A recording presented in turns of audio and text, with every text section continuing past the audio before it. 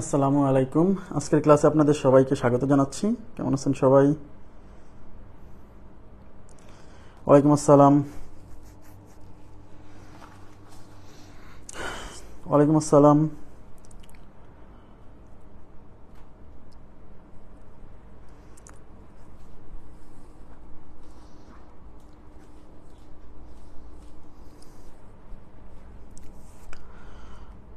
আচ্ছা, সবাই ক্লিয়ার শুনতে পাচ্ছেন কিনা, সবকিছু ঠিকঠাক আছে কিনা একটু আমাকে জাস্ট কমেন্ট করে জানান, আমরা ক্লাস শুরু করে দিব। হ্যাঁ,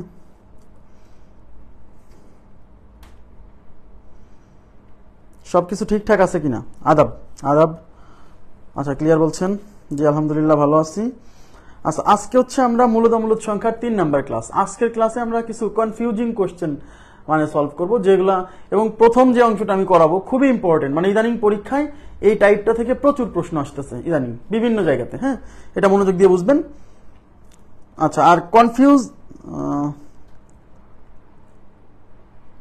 আচ্ছা ঠিক আছে, আমরা শুরু করে দিই। জি আলহামদুলিল্লাহ, ভালো আছি। ওয়ালাইকুম আসসালাম। আমরা ক্লাস শুরু করে দিই। দেখেন, আমি আপনাদেরকে প্রথমে যে কথাটা বলবো, আমাকে মেসেঞ্জারে একজন নক দিছিলেন। নক দিয়ে আমাকে বলছেন যে দশমিক ভগ্নাংশের মধ্যে কোনটা ছোট কোনটা বড় তিনি চিনতে পারছেন না, এবং এর পর আরো দুই একজন নক দিয়ে বলতেছে আসলেই তাই। তো আমি এই জন্য প্রথমে একটু ক্লাসে দেখাবো যে দশমিক ভগ্নাংশের মধ্যে কোনটা বড় কোনটা ছোট, এইভাবে এটা কিভাবে নির্ণয় করতে হয়। আচ্ছা, মনে করেন যে পয়েন্ট, একটু তাকান প্লিজ, 0.2349, আর একটা সংখ্যা হচ্ছে দশমিক 2465। আচ্ছা, আর একটা সংখ্যা হচ্ছে 0.315। হ্যাঁ, আর একটা সংখ্যা হচ্ছে 0.25। আচ্ছা, আমরা সবাই জানি যে দশমিকের আগে, খেয়াল করেন প্লিজ, দশমিকের আগে যদি এখানে জিরো থাকে, এই জিরোর কোনো ভ্যালু নাই, তার মানে এখানে জিরো থাকাও যা না থাকাও তাই। তো একটু দেখেন, অনেকে এই সংখ্যাগুলোর মধ্যে কে বড় কে ছোট এটা বুঝতে পারে না। আমি এটা আগে জানতাম না যে এই ধরনের প্রবলেমও মানুষ ফেস করে, কিন্তু আমাকে মেসেঞ্জারে একাধিক লোক যখন নক দিছে তখন আমি চিন্তা করছি না, এটা আমার একটু আলোচনা করা উচিত, কারণ এটা হয়তো অনেকেরই সমস্যা। দেখেন, দশমিক ভগ্নাংশের মধ্যে কে বড় কে ছোট এটা যখন নির্ণয় করতে যাবেন, তখন উনি যে জিনিসটা মনে করছে যে দশমিকের পরে যদি ঘর কম থাকে তাহলে সে ছোট, আর দশমিকের পরে ঘর বেশি মানে সে বড়। বিষয়টা এরকম না, বিষয়টা এরকম না। দশমিকের পরে বড় ছোট নির্ণয় করার জন্য যেটা দেখতে হয় সেটা হচ্ছে কতগুলো সংখ্যা দেওয়া আছে দশমিক ভগ্নাংশের, এদের মধ্যে কোনটা বড়, এটার জন্য আপনাকে দেখতে হবে দশমিকের ঠিক পরের ডিজিটটা। এদিকে তাকান, এদিকে সবাই মনোযোগ দেন। দশমিক ভগ্নাংশগুলোর মধ্যে কতগুলো দশমিক ভগ্নাংশ দেওয়া আছে, এর মধ্যে কোনটা সবচেয়ে বড়, এটার জন্য আপনাকে দেখতে হবে এই দশমিকের পরের, দশমিকের জাস্ট পরের ডিজিটটা। তাহলে এখানে দশমিকের পরের ডিজিট 2, এখানে দশমিকের পরের ডিজিট 3, এখানে দশমিকের পরের ডিজিট 2, এখানে দশমিকের পরের ডিজিট 2। দশমিকের জাস্ট পরের ডিজিট যেখানে বড় সে সবচেয়ে বড়। এখানে কয় ঘর আছে এটার উপর ডিপেন্ড করছে না, মনোযোগ দেন। এখানে কয় ঘর আছে এর উপর বড় ছোট ডিপেন্ড করছে না দশমিক ভগ্নাংশের। দশমিক ভগ্নাংশের মধ্যে বড় কিভাবে নির্ণয় করতে হবে, দশমিকের ঠিক পরের ডিজিট যার বড় সেই ভগ্নাংশের মানটা বড়। তাহলে এখানে আমরা দেখতে পাচ্ছি দশমিকের পরের ডিজিটটা এখানে 3 আর বাকি জায়গাগুলোতে 2, তার মানে এই ডিজিট এই সংখ্যাটা হচ্ছে সবচেয়ে বড়। ক্লিয়ার হচ্ছে বিষয়টা? আচ্ছা, এখন প্রশ্ন হচ্ছে আমাদের আরো 3টা সংখ্যা আছে, 1টা 2টা 3টা।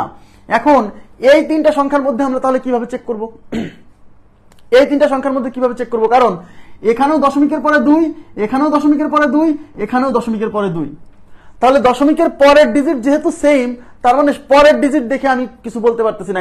এবার আমাকে কি করতে হবে, তারপরের ডিজিট আমাকে দেখতে হবে। যেহেতু দশমিকের ইমিডিয়েট পরের ডিজিটটা এখানে এখানে এখানে সেম, সুতরাং এই 2 দশমিকের জাস্ট পরের ডিজিটটা দেখে কিন্তু আমি সিদ্ধান্ত গ্রহণ করতে পারছি না। তাহলে আমাকে কি করতে হবে? আচ্ছা, তাহলে আমাকে এখন তারপরের ডিজিটটা, এই ডিজিটের পরে এখানে 3, এখানে 4, এখানে 5, তার মানে এখানে আমার বড় পাইছি। তাহলে এই মানটা হচ্ছে, এইটা হচ্ছে সবচেয়ে বড়, তারপরে এটা বড়। আমার কথা কি বোঝা যাচ্ছে? আচ্ছা, এখন এই দুইটাতে কি হবে, এখানে 3, এখানে 4, তাহলে প্রথমে তো 2 আছে, তার মানে প্রথম ডিজিট দেখে কিন্তু আমি বুঝতে পারছি না। তাহলে পরের ডিজিটে এখানে 3, এখানে 4, এখানে বেশি, সুতরাং এইটা বড়, তার মানে এটা সবচেয়ে ছোট, এটা সবচেয়ে ছোট। ক্লিয়ার হয়েছে কি বিষয়টা?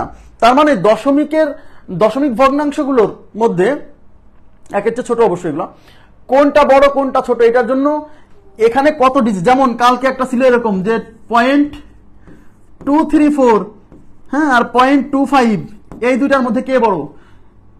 তো একজন আমাকে যে নক দিছে সে বলছে যে এইটাতে বেশি সংখ্যা আছে এটা বড়, মানে সে মনে করছে এখানে 3 ডিজিট আছে এটা বড়, এখানে 2টা ডিজিট আছে এটা ছোট। না, দশমিক ভগ্নাংশের মধ্যে কোনটা বড় এটা নির্ভর করে হচ্ছে এই দশমিকের পরে যে ডিজিট আছে তার উপর। তাই এখানেও 2 এখানেও 2, তার মানে এই 2 এর উপর নির্ভর করছে না, তাহলে পরের ডিজিট দেখতে হবে। 2 এর পরের ডিজিট এখানে 3 এখানে 5, তাহলে কোথায় বেশি? এখানে বেশি, সুতরাং এই মানটা বড় এই মানের চেয়ে। এবার কি ক্লিয়ার হয়েছে বিষয়টা? আশা করি বুঝতে পারছেন। জি, তাহলে এই ধরনের প্রশ্ন যদি কারো থেকে থাকে আশা করি সমস্যার সমাধান হয়ে গেছে। আচ্ছা, এবার আমরা যে জিনিসটা দেখবো সেটা হচ্ছে মূলদ সংখ্যা থেকে ইদানিং পরীক্ষাতে মূলদ সংখ্যা থেকে ইদানিং, আচ্ছা আপনাদেরকে আমি একটা করতে দেই, দেখি কি অবস্থা, আমাকে বলবেন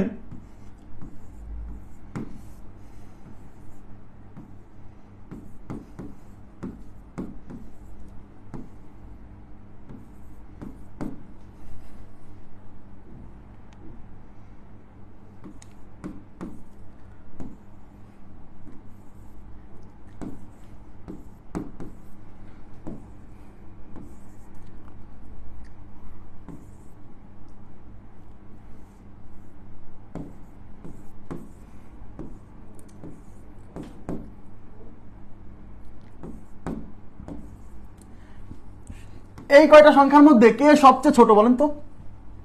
সবচেয়ে ছোট, সবচেয়ে ছোট কে? এখানে সবচেয়ে ছোট কে?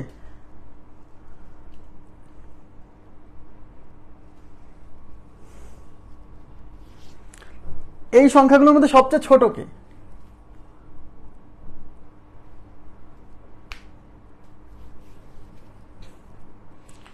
আচ্ছা আচ্ছা, সবচেয়ে ছোট, তাহলে কি বলতে হবে আমাকে? প্রথমে কিন্তু সবার 3 আছে, তার মানে প্রথমে যে ডিজিটটা আছে এটার উপর নির্ভর করছে না।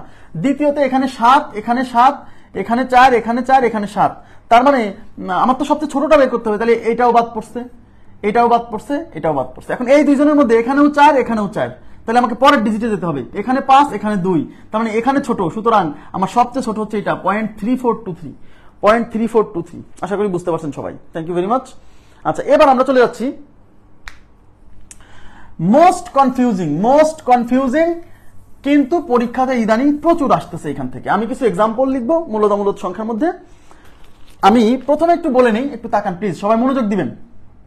মনে করেন যে √5 প্লাস √3, অনেকে বা √5 প্লাস আছে, আমি এইভাবে দিই যে √6 প্লাস √3, এই সংখ্যাটা, এটা কিন্তু একটা সংখ্যা, এখানে কিন্তু একটা সংখ্যা, এই √6 আর √3 এর যোগফল, এই পুরো ফলাফলটা একটা সংখ্যা। এখন পরীক্ষা আসে যে এটা মূলদ না অমূলদ। শোনেন, মনোযোগ দেন, এই জায়গায় একটু মনোযোগ দেন, এখানে খুবই দারুণ একটা জিনিস শেখাবো।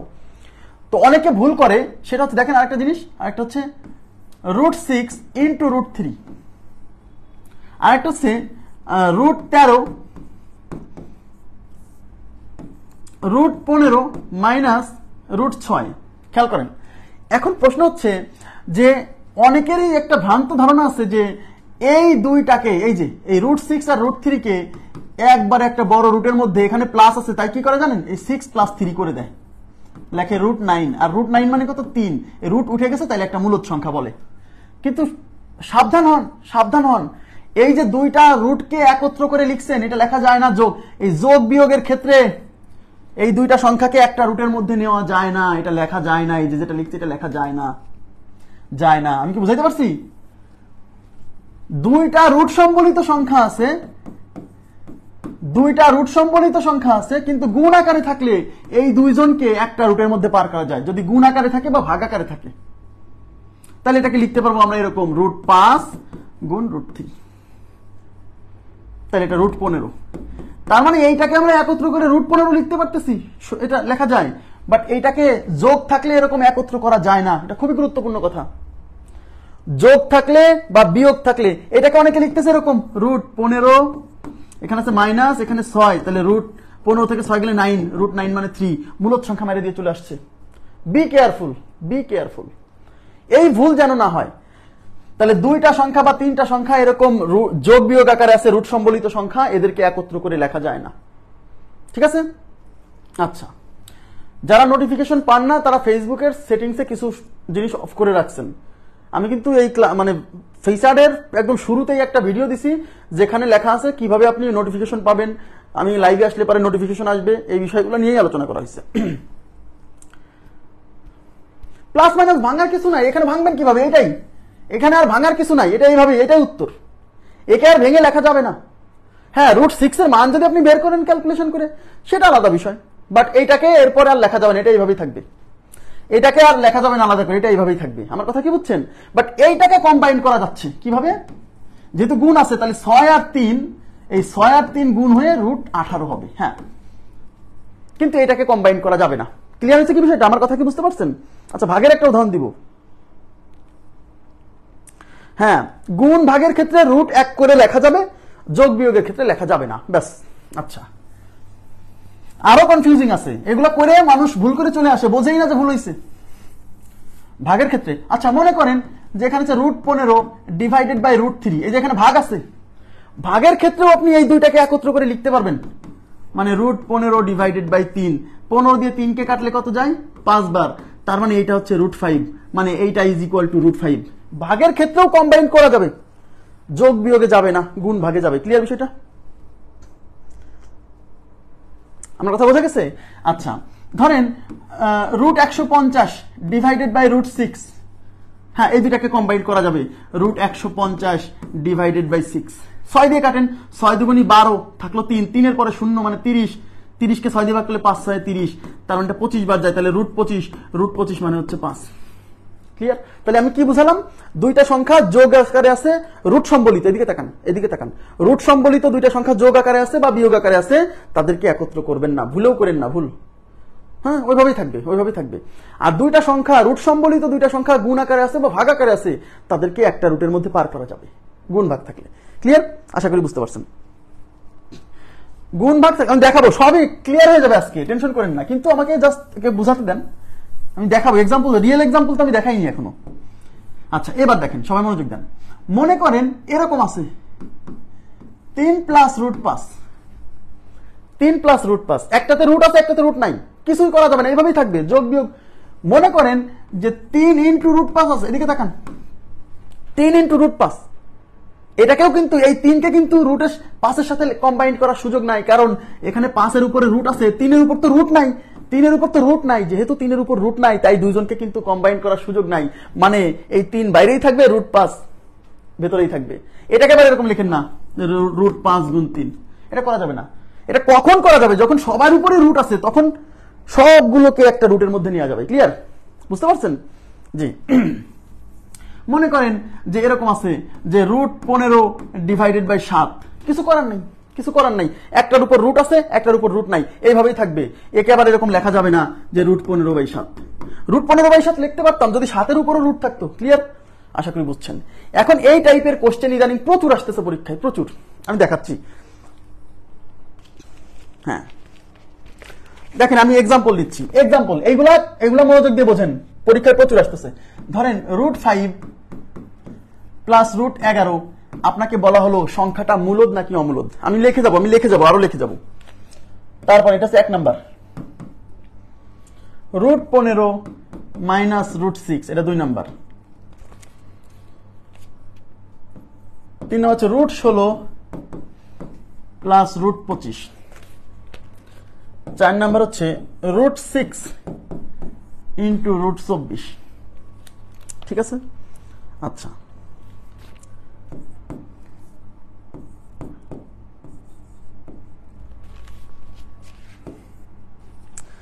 √15 ইন্টু √12।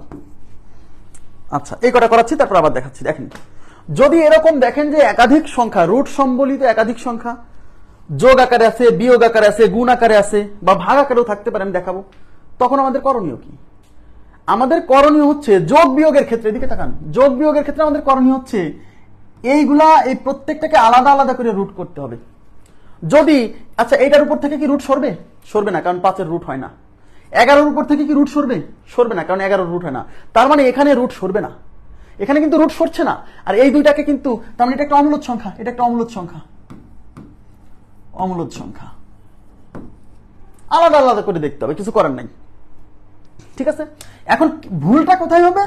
ভুলটা হবে এই যে কিছু সহজ সরল মানুষ আছে, তারা ভুল ক্যালকুলেশন করবে, লিখবে রুট 5, এর উপরে রুট আছে, এর উপরে রুট আছে, তাহলে রুট 5 আর মাঝখানে যোগ আছে 11, রুট 5 আর 11 কোথায়? রুট 16, রুট 16 মানে 4, রুট উঠে গেছে, সুতরাং এটা একটা মূলদ সংখ্যা, মারে দিয়ে চলে আসবে। এটা ভুল, এটা করা যাবে না, কারণ যোগ বিয়োগ থাকলে কি করা যায় না? কম্বাইন্ড করে লেখা যায় না। আমার কথা কি বুঝতে পারতেছেন? এগুলো পরীক্ষা ইদানিং আসছে, অনেকে ভুল করে আসতেছে, বোঝেই না যে ভুল হয়েছে। ঠিক আছে, আচ্ছা, আলাদা আলাদা করে, এটার কাজ আলাদা, এটার কাজ আলাদা, সোজা কথা। এবার দেখেন মাইনাস আছে, তাহলে কি করব? এটার কাজ আলাদা, এটার কাজ আলাদা। 15 রুট হয়? হয় না। 6 এর রুট হয়? হয় না। তার মানে এটা কি? অমূলদ সংখ্যা, অমূলদ। ব্যাস, ক্লিয়ার হচ্ছে কি বিষয়টা? ক্লিয়ার হচ্ছে?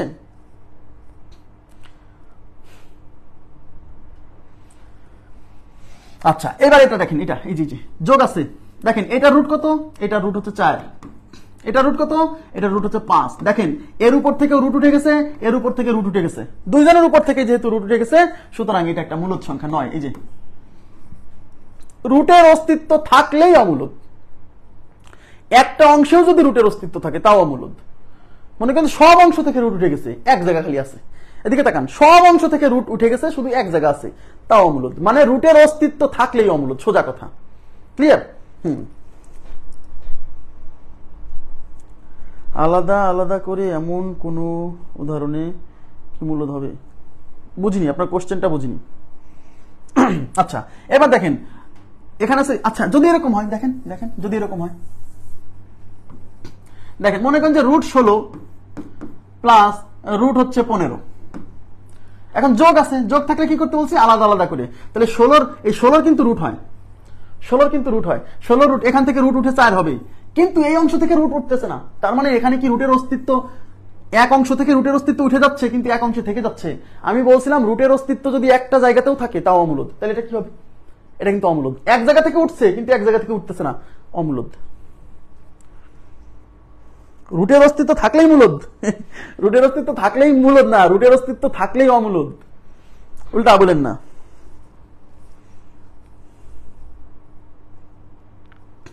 ঠিক আছে, আচ্ছা এবার দেখেন এদিকে, মনে করেন এখানে আছে 3, এখানে আছে প্লাস রুট 7, তাকান এদিকে, তো এখানে তো রুট নাই, তার মানে কোনো সমস্যা নাই।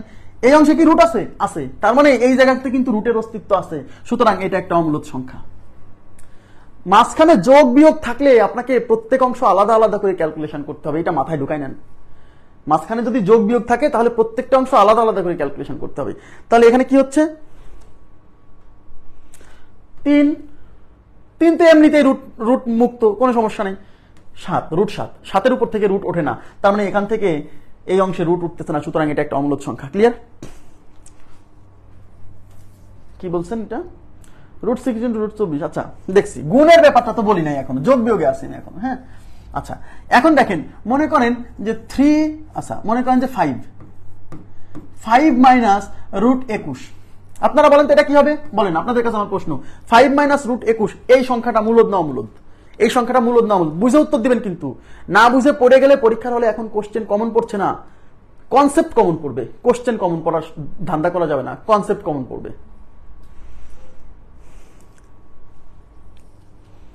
এটা মূলদ নাকি অমূলদ?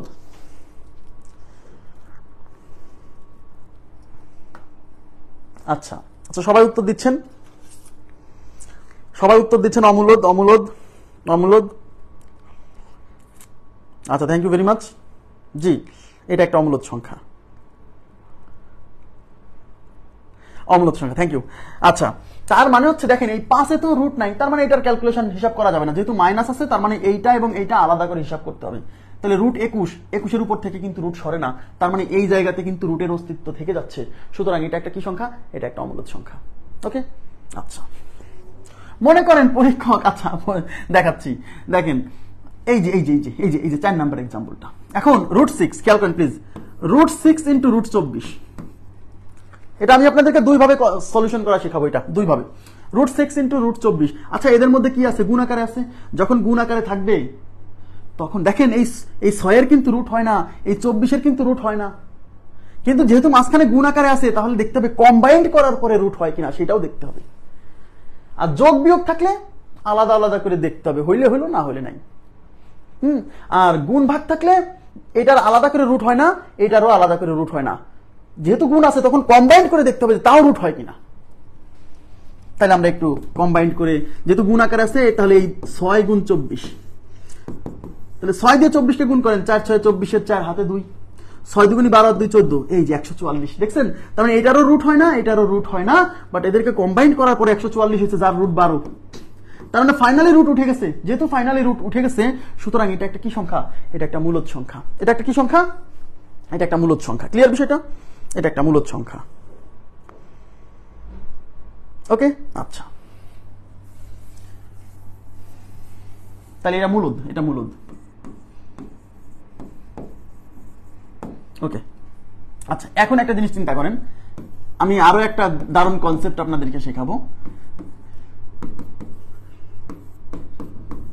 দেখেন, 6 গুণ 24, এই পুরো 6 দিয়ে 24কে গুণ না করে আর একটা মেথড করা যাবে। এই 6কে ভেঙে দেন, 6কে ভেঙে লেখা যায়, 6কে ভাঙার দরকার নেই, ভাঙার দরকার নেই, এই 6 রেখে দিলেন, এই 24কে ভেঙে লেখা যায় 6 গুণ 4, লেখা যায় না, যায় না? যায়। এইবার দেখেন, এই 6 আর 6 গুণ করলে হবে 36, আর এর সাথে থাকবে 4, ঠিক আছে? এইবার 36-এর বর্গমূল হয় 6, আর 4-এর বর্গমূল হয় 2, মাঝখানে আছে গুণ, তার মানে 12, তার মানে রুট উঠে গেছে। দেখছেন, তার মানে আপনি এইটাকে এটা দিয়ে গুণ করে বড় বানাতে পারেন, অথবা এদেরকে ভেঙে ছোট ছোট বানায় নিয়ে আসতে পারেন, কোনো সমস্যা নাই, যেটা ইচ্ছা করতে পারেন। ক্লিয়ার?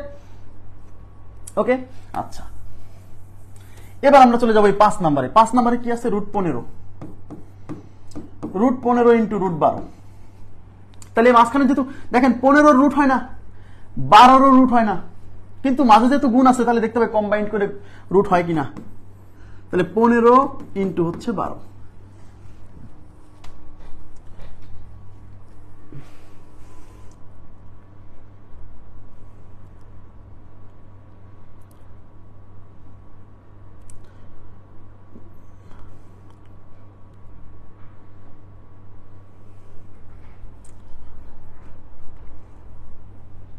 বুঝিনি? আচ্ছা, দেখেন, এখন 15 দিয়ে যদি 12কে গুণ করেন, 15 দুগুণী 30-এর 0 হাতে 3, 15কে 15 আর 3 কত হয়? 15 আর 3 হচ্ছে 18, রুট 180। 180-র কিন্তু বর্গমূল হবে না, কেন? কারণ যদি রুট 169 হতো তাহলে 13 হতো, রুট 196 হতো তাহলে 14 হতো। দেখছেন, এই সংখ্যাগুলা বুঝলেই কিন্তু বুঝবেন যে এটা হয় কিনা, কারণ এই 180, 169 আর 196 এই দুইজনের মাঝে পড়ছে, তাহলে এই দুইজনের বর্গমূল হয়, এর হয় না, তাহলে 180-র বর্গমূল হয় না, সুতরাং এটা একটা অমূলদ সংখ্যা। এটা একটা কি সংখ্যা? এটা একটা অমূলদ সংখ্যা। কিন্তু কেউ যদি মনে করে যে আমি এরকম সম্পূর্ণ গুণ করব না, আমি একটা অন্য কাজ করব, কিভাবে? দেখেন, 15 ইন্টু হচ্ছে 12, সে এখন এই সংখ্যাকে ভেঙে দিবে, লিখবে 5 গুণ 3, সেই 12কে ভেঙে দিবে 3 গুণ 4, ঠিক আছে? এখন এই 5 থাকবে, এই 3 আর 3 হয় হচ্ছে 9, আর এই হচ্ছে 4। তাহলে দেখেন, এর মধ্যে থেকে এই 9-এর বর্গমূল 3 হবে, 9-এর বর্গমূল 3 হবে, 4-এর বর্গমূল 2 হবে, কিন্তু 5-এর বর্গমূল হয় না। সুতরাং এখানে আমরা ফাইনালি দেখতে পাচ্ছি দুইজনের উপর থেকে রুট উঠতেছে, কিন্তু একজনের উপর রুটের অস্তিত্ব থেকে যাচ্ছে, এই 5-এর উপর রুটের অস্তিত্ব থেকে যাচ্ছে। তাহলে আমি কি বলছিলাম? যে রুটের অস্তিত্ব থাকা যাবে না, একটুও থাকবে না। এইভাবে ভেঙে ভেঙেও করতে পারেন, কিন্তু সমস্যা নেই। ক্লিয়ার হয়েছে কি বিষয়টা? ক্লাস নোট গ্রুপে দেওয়া আছে ভাই, সবই পাবেন। একবারে করা যায়। এটা ভাঙার কারণ কি বলি, শোনেন, এটা একবারে গুণ করলে সংখ্যাটা অনেক বড় আসতে পারে, অনেক সময় বড়, যদিও আসেনি, আমি বলছি, আমি দুইটাই দেখালাম, সমস্যা নাই, যেটা ইচ্ছা নিতে পারেন। তাহলে এই পর্যন্ত ক্লিয়ার হলো? হ্যাঁ, ক্লিয়ার হলো। দেখেন, এবার আমি আরো কিছু এক্সাম্পল দিচ্ছি।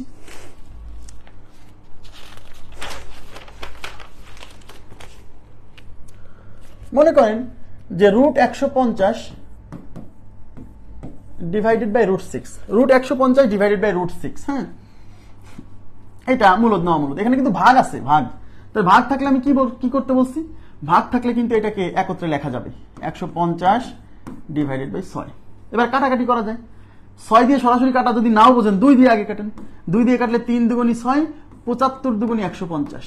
এবার 3 দিয়ে যদি কাটেন 3 25 75, তার মানে কাটাকাটি করে এটা কত আসলো √25, আর 25 রুট কত 5। তার মানে আলাদা আলাদা করে উপর নিচে রুট না হলেও কম্বাইন্ড করে কাটাকাটি করার পরে রুট উঠে গেছে, সুতরাং এটা একটা মূলদ সংখ্যা। সুতরাং এটা একটা কি সংখ্যা? এটা একটা মূলদ সংখ্যা। ক্লিয়ার?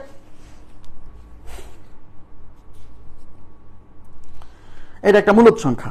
আচ্ছা,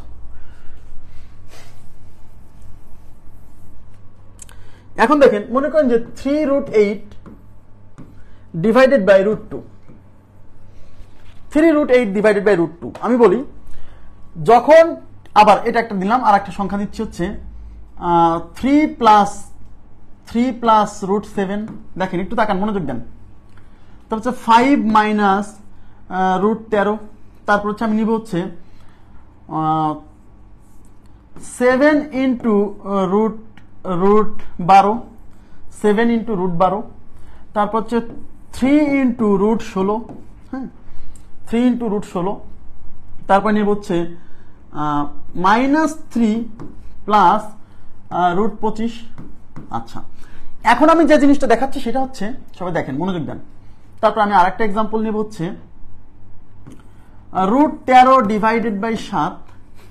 তারপর নেব হচ্ছে √36 ডিভাইডেড বাই 5। আচ্ছা, এই যে আমি এখানে কিছু এক্সাম্পল নিছি, সবাই একটু তাকান। এখানে যে এক্সাম্পল গুলো নিছি সেখানে দেখছেন যে একটা অংশের উপর রুট আছে, একটা অংশের উপর রুট নাই। যোগ আকারে আছে, গুণ আকারে আছে, ভাগ আকারে আছে, বিয়োগ আকারে আছে। যদি এরকম দেখেন কখনো যে একটা অংশের উপর রুট আছে, একটা অংশের উপর রুট নাই, যে অংশের উপর রুট নাই সেই অংশ নিয়ে আপনার কনসার্ন না, যে অংশের উপর রুট নাই সেটা নিয়ে আপনার কনসার্ন না। আপনার কনসার্ন হচ্ছে যেটার উপর রুট আছে সেইটুকু কাজ করবেন। আমার কথা কি বুঝছেন? কখনো যদি দেখেন যে একটা অংশের উপর রুট আছে, একটা অংশের উপর রুট নাই, এরকম যদি কখনো সিচুয়েশন ফেস করেন, সেক্ষেত্রে যে অংশের উপর রুট নাই ওটা নিয়ে কাজ না, ওটা তো এমনিতেই মূলদ, ওখানে তো রুট নাই, ওই অংশটুকু এমনি মূলদ। যে অংশের উপর রুট আছে ওই অংশটা দেখতে হবে যে ওখান থেকে রুট সরে কিনা। যদি ওখান থেকে রুট সরে তাহলে পুরো ফলাফলটা মূলদ হবে, যদি ওখান থেকে রুট না সরে তাহলে অমূলদ। ব্যাস, ওকে। আচ্ছা, তাহলে এবার √45। আচ্ছা, √9 গুণ √5, হ্যাঁ √45 হবে। আচ্ছা শোনেন, একজন বলছে যে √9 গুণ √5 এটা সমান √45। হ্যাঁ, এটা সমান √45। আবার এই √45 কে আমি লিখতে পারি, এই 45 মানে কি 9 গুণ 5 লেখা যায় না? এই 9 এর রুট হচ্ছে 3, বের হয়ে যাবে, আর 5 এর রুট হয় না, এটা থেকে যাবে। 3√5 যা বোঝায় √45 তাই বোঝায়, মানে এইটা আর এইটার মানে একই, সেম, আলাদা না। হ্যাঁ, বুঝছেন? এবার দেখেন, তাহলে এই -3 এটার উপর রুট নাই, সুতরাং এটা আমাদের কনসার্ন না। আমাদের কনসার্ন √25। √25 কি রুট হয়? ইয়েস। তার মানে এখান থেকে রুট উঠে যাবে, সুতরাং এটা একটা মূলদ সংখ্যা। প্রথমটা মূলদ, বুঝছেন সবাই? প্রথমটা মূলদ। আচ্ছা, এখন এই যে 3 আর 7, দেখেন 3 এর উপর রুট নাই, সুতরাং এটা আমাদের কনসার্ন না। এখানে 7 উপর রুট আছে, কিন্তু 7 উপর থেকে রুট ওঠে না, সুতরাং এই টোটাল ফলাফলটা কি হবে? এই টোটাল ফলাফলটা হবে অমূলদ, এটা মূলদ। যদি কখনো দেখেন যে একটা অংশের উপর রুট নাই, একটা অংশের উপর রুট আছে এবং যোগ বিয়োগ গুণ ভাগ আকারে আছে, তখন আপনার কনসার্ন হলো রুট যে অংশের উপর আছে শুধু সেইটুক নিয়ে। হ্যাঁ, আচ্ছা, এবার এটা কি হবে? এই যে এটা কি হবে? এটা কি হবে আপনারাই বলেন তো? 5 মাইনাস √13, এটা কি হবে? এই অংশটা কি হবে? 5 মাইনাস √13, 5 মাইনাস √13।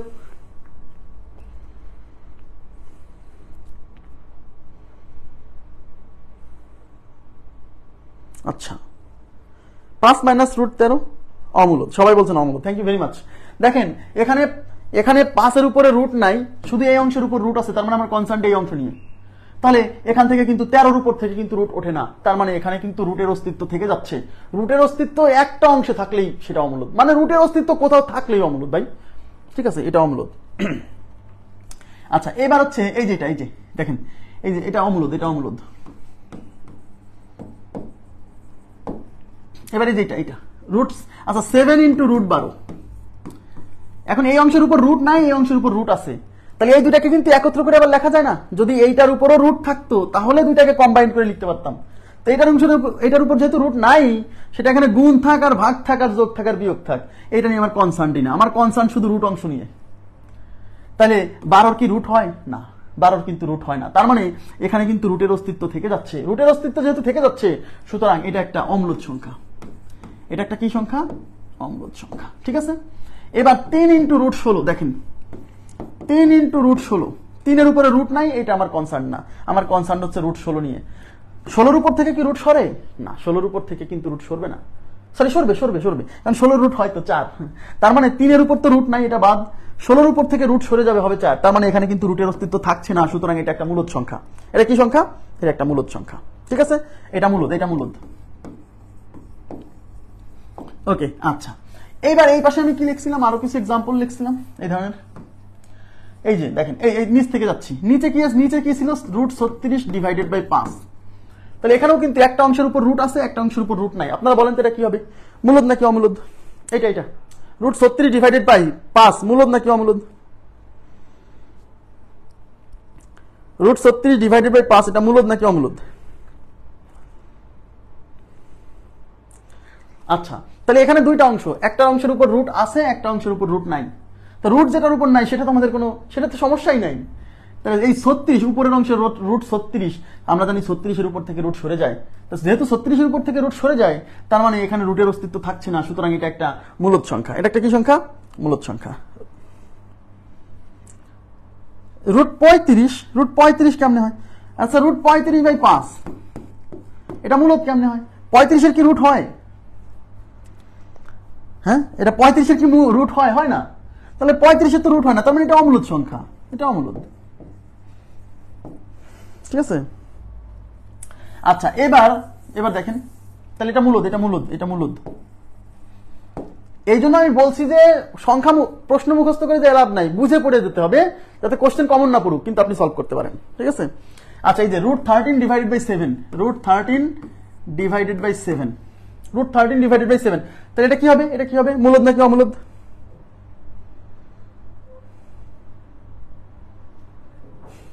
মূলদ নাকি অমূলদ?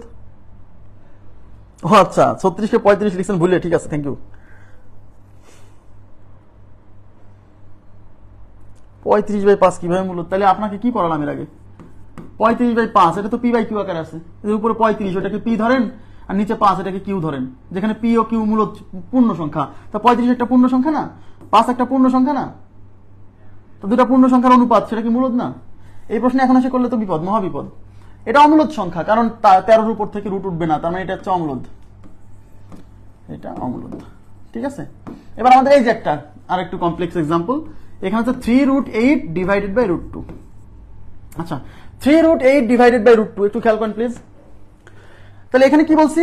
যতটুকু অংশের উপর রুট নেই সেটাকে আমার কনসার্ন না, আমার কনসার্ন হচ্ছে রুট যেটুকুর উপর আছে সেইটুক নিয়ে। তার মানে 3 বাদ দিয়ে ক্যালকুলেশন করেন, এই 3 তো কোনো ব্যাপারই না, 3 বাদ দিয়ে ক্যালকুলেশন করেন, কারণ 3-এর উপর তো রুট নাই।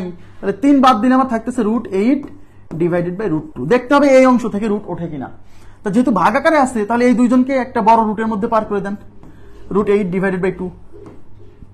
এবার 2 দিয়ে 8কে কাটলে 4 বার, তার মানে এটা রুট 4, আর রুট 4 মানে কত? 2। তার মানে এখানে রুট ছিল, বাট কম্বাইন করে দেখতেছি যে রুট থাকছে না, যেহেতু রুটের অস্তিত্ব থাকছে না, সুতরাং এটা একটা মূলদ সংখ্যা। এটা কি সংখ্যা? এটা একটা মূলদ সংখ্যা, এটা একটা মূলদ সংখ্যা।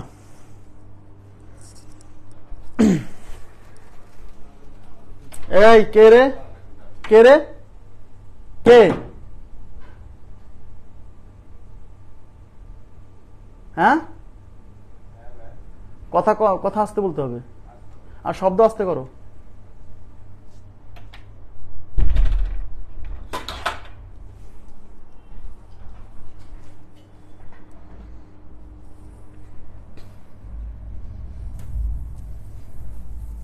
আচ্ছা, তাহলে আমরা দেখলাম যে যদি একাধিক সংখ্যা যোগ বিয়োগ গুণ ভাগ আকারে থাকে, তাহলে সেক্ষেত্রে মূলদ অমূলদ আমরা কিভাবে ডিসাইড করব, আশা করি বুঝতে পারছেন।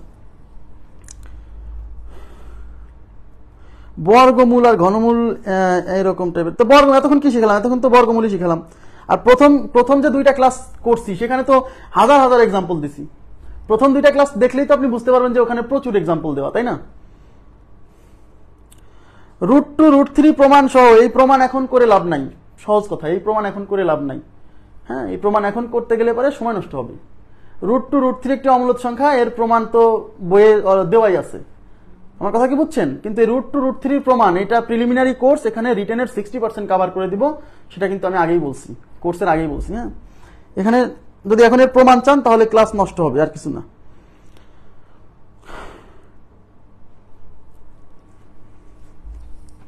আচ্ছা এবার দেখেন, এইবার হচ্ছে আমি কিছু রিয়েল এক্সাম্পল দেখাবো। মোবাইলটা রাখি,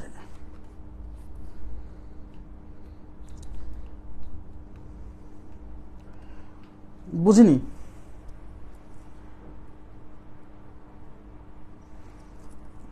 যদি ঘনমূল 3 থাকতো √8, আচ্ছা ঘনমূল 3 হলো আর ইন্টু হচ্ছে √8, তো এইটারও এই 3-এরও ঘনমূল হয় না, √8-এরও ঘনমূল হয় না, তো কার বর্গমূল হয় না, তার মানে এটার উপর থেকেও রুট উঠবে না, এটার উপর থেকেও রুট উঠবে না, তার মানে এখানে রুটের অস্তিত্ব থেকে যাচ্ছে। এটা একটা অমূলদ সংখ্যা, এটা একটা অমূলদ সংখ্যা, এখানে রুটের অস্তিত্ব থেকে যাচ্ছে।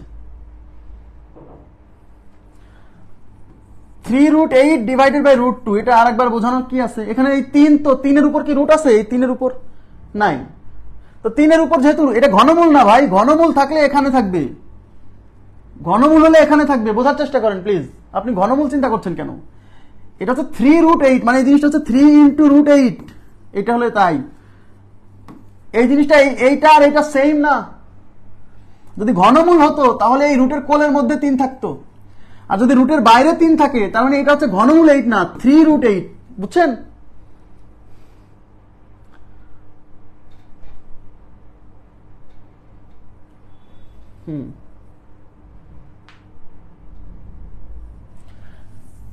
আচ্ছা, যদি এখানে থাকতো ঘনমূল 8 ডিভাইডেড বাই √2, দেখেন তো ঘনমূল 8, এই 8-এর ঘনমূল 2, তার মানে উপরে 2 কিন্তু নিচে √2, তার মানে তো উপর থেকে সরছে রুটটা কিন্তু নিচ থেকে রুট সরেনি, তার মানে এটা একটা অমূলদ সংখ্যা, এটা একটা অমূলদ সংখ্যা, অমূলদ সংখ্যা। সমস্যা নাই, প্রশ্ন করতে পারেন, সমস্যা নাই। বোঝা গেছে কিনা তাই বলেন।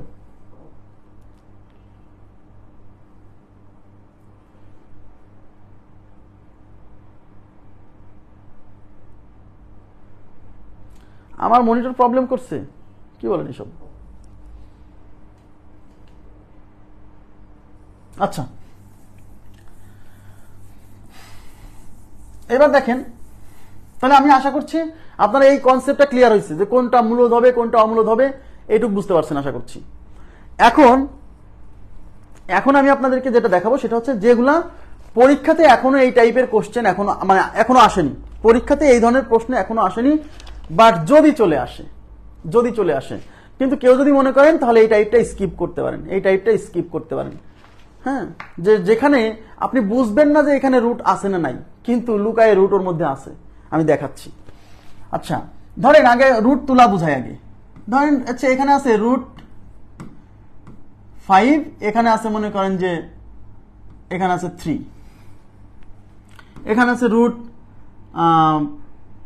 √5-এর উপরে 2/3, আর এখানে আছে মনে করেন হচ্ছে 6, সাপোজ মনে করেন এখানে আছে √3-এর উপরে হচ্ছে 1/3, এখানে আছে মনে করেন হচ্ছে 9।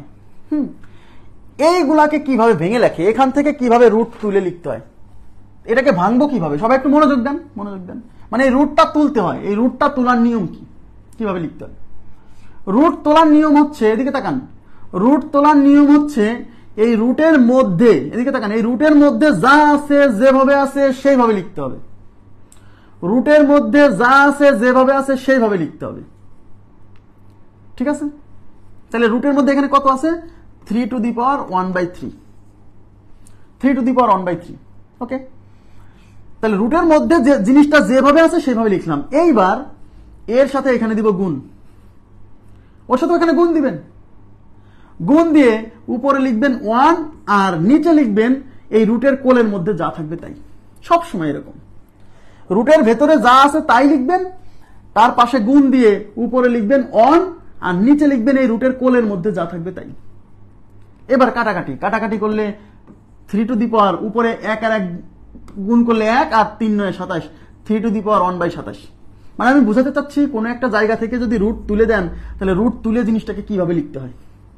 তাহলে এখানে কিভাবে করতে হবে, রুটের মধ্যে জিনিসটা যেভাবে আছে 5⁻²/3 ওইভাবেই লিখতে হবে, তারপরে দিতে হবে গুণ দিয়ে উপরে সবসময় 1 আর নিচে কি এই রুটের কোলের মধ্যে যা আছে তাই। রুটের কোলের মধ্যে 6 আছে, 6, এই 2 দিয়ে এই 6কে কাটলে যায় 3 বার, তাই এটা কত হচ্ছে এটা হচ্ছে 5 টু দি পাওয়ার উপরে এই 1 আর 1 গুণ করলে 1 আর নিচে 3 আর 3 গুণ করলে 3 3 9। ক্লিয়ার? তাহলে এখানে কত হবে? রুটের ভেতরে কত আছে? রুটের ভেতরে আছে 5 টু দি 5 এর উপরে কিছু নাই মানে 1 আছে, কিন্তু এখানে কিছু নাই মানে 1 আছে, বুঝে নিতে হবে। ইনটু উপরে 1 আর নিচে হচ্ছে রুটের কোলের মধ্যে আছে 3, তাহলে এটা হচ্ছে 3। তাহলে 5 টু দি পাওয়ার এই 1 আর 1 গুণ করলে 1, নিচে হচ্ছে 3, 5 টু দি পাওয়ার 1/3। এই জন্য ঘনমূল তুলে পাওয়ার 1/3 হয়। এইটুকু কি বোঝা গেছে বিষয়টা? এই জায়গাটা ক্লিয়ার হয়েছে?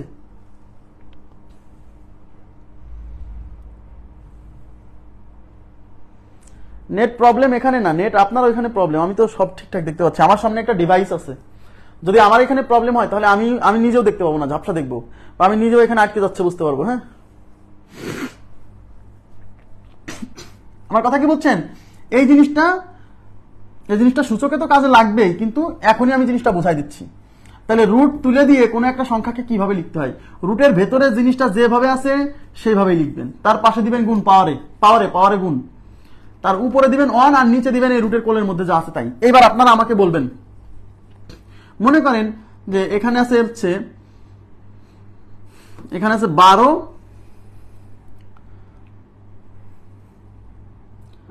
মনে করেন 5 আচ্ছা 2 two the power 2 two the power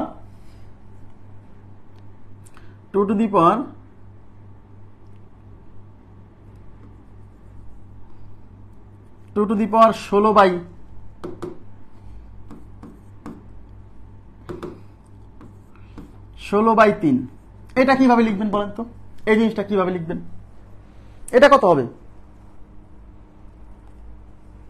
second and third line কি যে বুঝছেন না, সেটাই তো চিন্তার বিষয়। আচ্ছা, এটা দেখেন, এটা কিভাবে লিখবেন? রুট, আমি আবার বলছি, এই রুট তুলে দেওয়ার নিয়ম হচ্ছে রুটের ভেতরে যে জিনিসটা আছে ওই জিনিসটার ভেতরে রুটের মধ্যে যা আছে তাই লিখবেন, সহজে বোঝেন। তাই রুটের মধ্যে আছে কি 2 টু দি পাওয়ার 16/3, যেভাবে আছে আপনি সেইভাবে লিখলেন। এবার এর পাশে দিবেন গুণ দিয়ে উপরে লিখবেন 1 আর নিচে লিখবেন এই রুটের কোলের মধ্যে আছে 12, তাই এটা না বোঝার কি আছে? এবার কাটাকাটি করেন, 4 দিয়ে কাটা যায়, 4 4 16, 3 4 12। তাহলে এখানে 2 আর উপর হচ্ছে যে এগুলো গুণ হবে না, এখানে গুণ চিহ্ন আছে মানে এগুলো সব গুণ, 4 1 4 আর নিচে 3 আর 3 গুণ করলে 3 3 9, তার মানে 2 two the power 4/9, 2 two the পাওয়ার 4/9। বোঝা গেছে? খুবই সিম্পলি বোঝেন তাহলে মনে থাকবে। রুটের ভেতরে যা আছে সেটা যেভাবে আছে লিখবেন, পাওয়ারের পাশে গুণ দিবেন, উপরে 1 নিচে কি রুটের কোলের মধ্যে যা আছে তাই। হ্যাঁ, দেখেন এখন আমরা রিয়েল এক্সাম্পল দিব যে কোন সংখ্যা মূলত দিয়ে এই বিষয়গুলো আসতে পারে, বলা যায় না। আসলে অনেকে বুঝবেই না যে এবার মূলদের মধ্যে এগুলো আসলো কোত্থেকে। দেখেন, মনে করেন যে পরীক্ষক প্রশ্ন দিছে, দেখেন এই যে রুটের এর মধ্যে 8 আছে, 24, এটা মূলদ নাকি অমূলদ? মূলদ নাকি অমূলদ? দেখেন, এটা মূলদ নাকি অমূলদ? আচ্ছা বলবো, আমি তো এখনো শেষ করি নাই, বলবো। এখন দেখেন, তাহলে আমি কি বলছি, আগে রুট সরাবো, রুট সরাই দেখতে হবে সংখ্যার পরিস্থিতি কি। তাহলে রুট সরানোর নিয়ম কি, রুটের মধ্যে যা আছে সেটা যেভাবে আছে সেইভাবে লিখবো, 2 টু দি পাওয়ার 4। এবার পাশে দিব গুণ, উপরে 1 আর নিচে কত, নিচে হচ্ছে রুটের কোলের মধ্যে যা আছে তাই, কোলের মধ্যে আছে 8, তাহলে নিচে 8।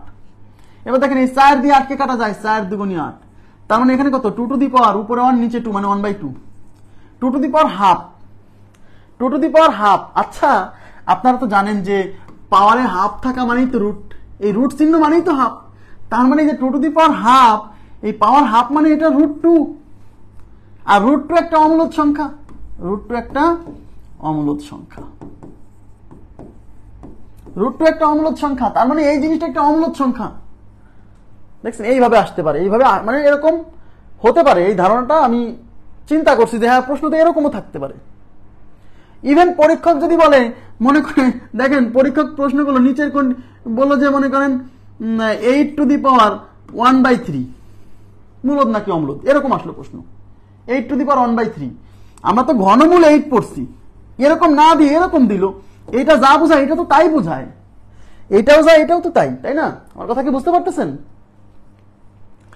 তো ঘনমূল 8 মানে 2, তো 8 টু দি পাওয়ার 1/3, এই 8 কে কি লেখা যায়, এই 8 কে লেখা যায় 2 কিউব, তার উপরে 1/3, পাওয়ারে পরে গুণ হয়ে 3 3 কেটে এই 2 থাকে।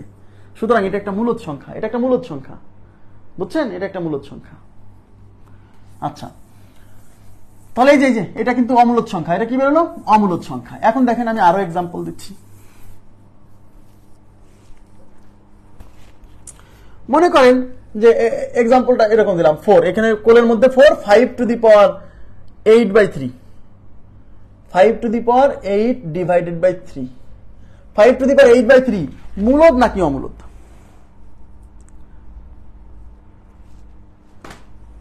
মূলদ নাকি অমূলদ? ঠিক আছে। আচ্ছা, এখন প্রশ্ন হচ্ছে যে এটা মূলদ নাকি অমূলদ, আমাকে এটা চেক করতে হলে আগে এটা রুট সরাই আগে দেখতে হবে এর পাওয়ারের কি অবস্থা। তাহলে আমি এই রুট সরানোর জন্য কি করতে হয়, রুটের ভেতরে যা আছে সেটা আমরা সেইভাবে লিখলাম, তারপর দেবো গুণ, উপরে দেবো 1 আর নিচে হচ্ছে এই রুটের কোলের মধ্যে যেটা আছে সেটা যাবে। এবার কাটাকাটি যায়, 4 দুগুণী 8, তাহলে এটা কত? 5 টু দি পাওয়ার 2/3। এখন প্রশ্ন হচ্ছে এরকম যদি সত্যি, এদিকে তাকান, এখন প্রশ্ন হচ্ছে এটা মূলদ না অমূলদ? আমাকে আপনারা প্রশ্নের উত্তর দিবেন, বলেন, আমি আপনাদের কাছ থেকে উত্তর চাচ্ছি। কোথায় গেল? রিমোট করে রাখলাম, আপনাদের কাছ থেকে উত্তর চাচ্ছি। এটা মূলদ না অমূলদ?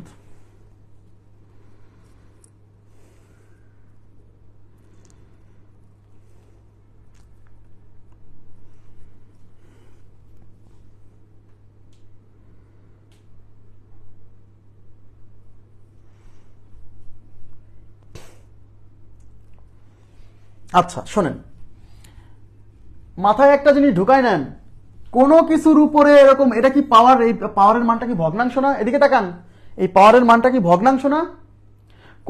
কোন কিছুর উপরে ভগ্নাংশ পাওয়ার মানে জানেন, এটাও কোনো না কোনো রুট। ভগ্নাংশ পাওয়ার মানেও কোনো না কোনো রুট। ভগ্নাংশ পাওয়ার মানেই কোনো না কোনো রুট। কথা কি বুঝতে পারছেন? ভগ্নাংশ পাওয়ার মানেই কোনো না কোনো রুট। যেমন আপনি লেখেন না যে, আপনি মনে করেন যে ঘনমূল 5, এটাকে কি লিখতেন? 5 টু দি পাওয়ার 1/3 লিখতেন না? লিখতেন না? এই দেখেন ভগ্নাংশ পাওয়ার, এই ভগ্নাংশ পাওয়ার মানে কোনো না কোনো রুট। তার মানে এই যে ঘনমূল 5, তার মানে এইটাই তো ঘনমূল 5, এই পাওয়ারই তো ঘনমূল 5। তার মানে কোনো কিছুর উপরে ভগ্নাংশ পাওয়ার থাকা মানে ওইটা কোনো না কোনো রুট। তাহলে এই যে এখানে 5 এর উপরে 2/3 আছে, তার মানে এটা কোনো না কোনো রুট। এটা কেমন রুট? এটা হচ্ছে 25 ঘনমূল। 25 ঘনমূল। এইবার বলেন, এই সংখ্যা যদি পরীক্ষায় দেওয়া থাকে আপনি সহজেই বলে দিবেন এটা একটা অমূলদ সংখ্যা, কারণ 25 ঘনমূল হয় না। কিন্তু এই সংখ্যা না দিয়ে যদি এরকম দেয়, তখন তো আপনি বিপদে পড়ে গেছেন, বিপদে পড়ে গেছেন। তখন তো আপনি বুঝতেছেন এটা কি ভাই, হোয়াট ইজ দিস। আচ্ছা, এখন এইটা কিভাবে, এটা দেখেন, এইভাবে তাকান, এদিকে তাকান, বুঝতে পারবেন। এই 3 আর এই 25 মানে 5 স্কোয়ার। এইবার 5 স্কোয়ার থাকলো, আর এই রুট তুলে দেওয়ার জন্য উপরে 1 আর নিচে হচ্ছে রুটের কোলের মধ্যে 3। তার মানে 5 টু দি পাওয়ার 2 1 কে 2, নিচে হচ্ছে 2/3। এই দেখেন 5 টু দি পাওয়ার 2/3 মানে ঘনমূল 25। এই ঘনমূল 25 চেনে অমূলদ, কিন্তু এইটা চেনে না। বলেন এবার আমার কথা কি বুঝছেন? এই ধরনের প্রশ্ন, এই টাইপের প্রশ্ন কোনোদিন হয় নাই, কোথাও নাই। বাট আমি চিন্তা করছি যে যদি কোনোদিন কোন পরীক্ষক এরকম ফরম্যাট না দিয়ে যদি এরকম ফরম্যাট দেয়, তখন আমার শিক্ষার্থীরা কি করবে? তারা কি রেখে চলে আসবে নাকি উত্তর দিবে? আপনারা কি বুঝছেন আমার কথাটা?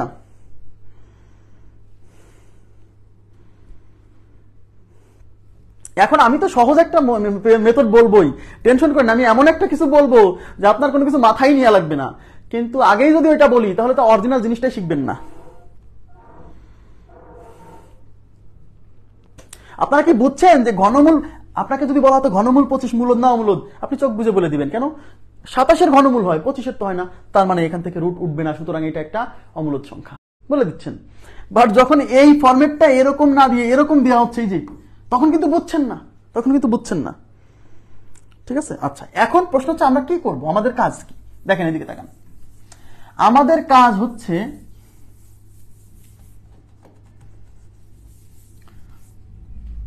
যখনই দেখবেন যে, আমি একটা এক্সাম্পল নিচ্ছি আরো,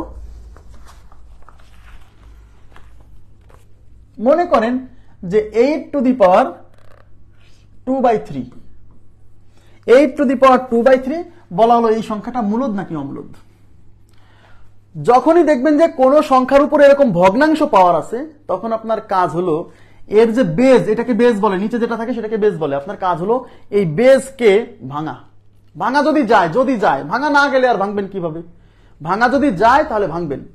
তা বেজে যে 8 আছে, 8 কে কি লেখা যায় না 2 কিউব? যায় না? তার মানে এই 8 এর পরিবর্তে আমি লিখবো 2 কিউব, আর তার উপরে আছে হচ্ছে 2/3। বুঝেন? এইবার আমরা জানি পাওয়ারে পরে গুণ হয়, তাহলে 2^3 ইন্টু হচ্ছে 2/3। এই 3 কেটে এখানে থাকলো 2, তার উপরে আছে স্কোয়ার, 2 স্কোয়ার মানে 4। 4 কি একটা পূর্ণ সংখ্যা না?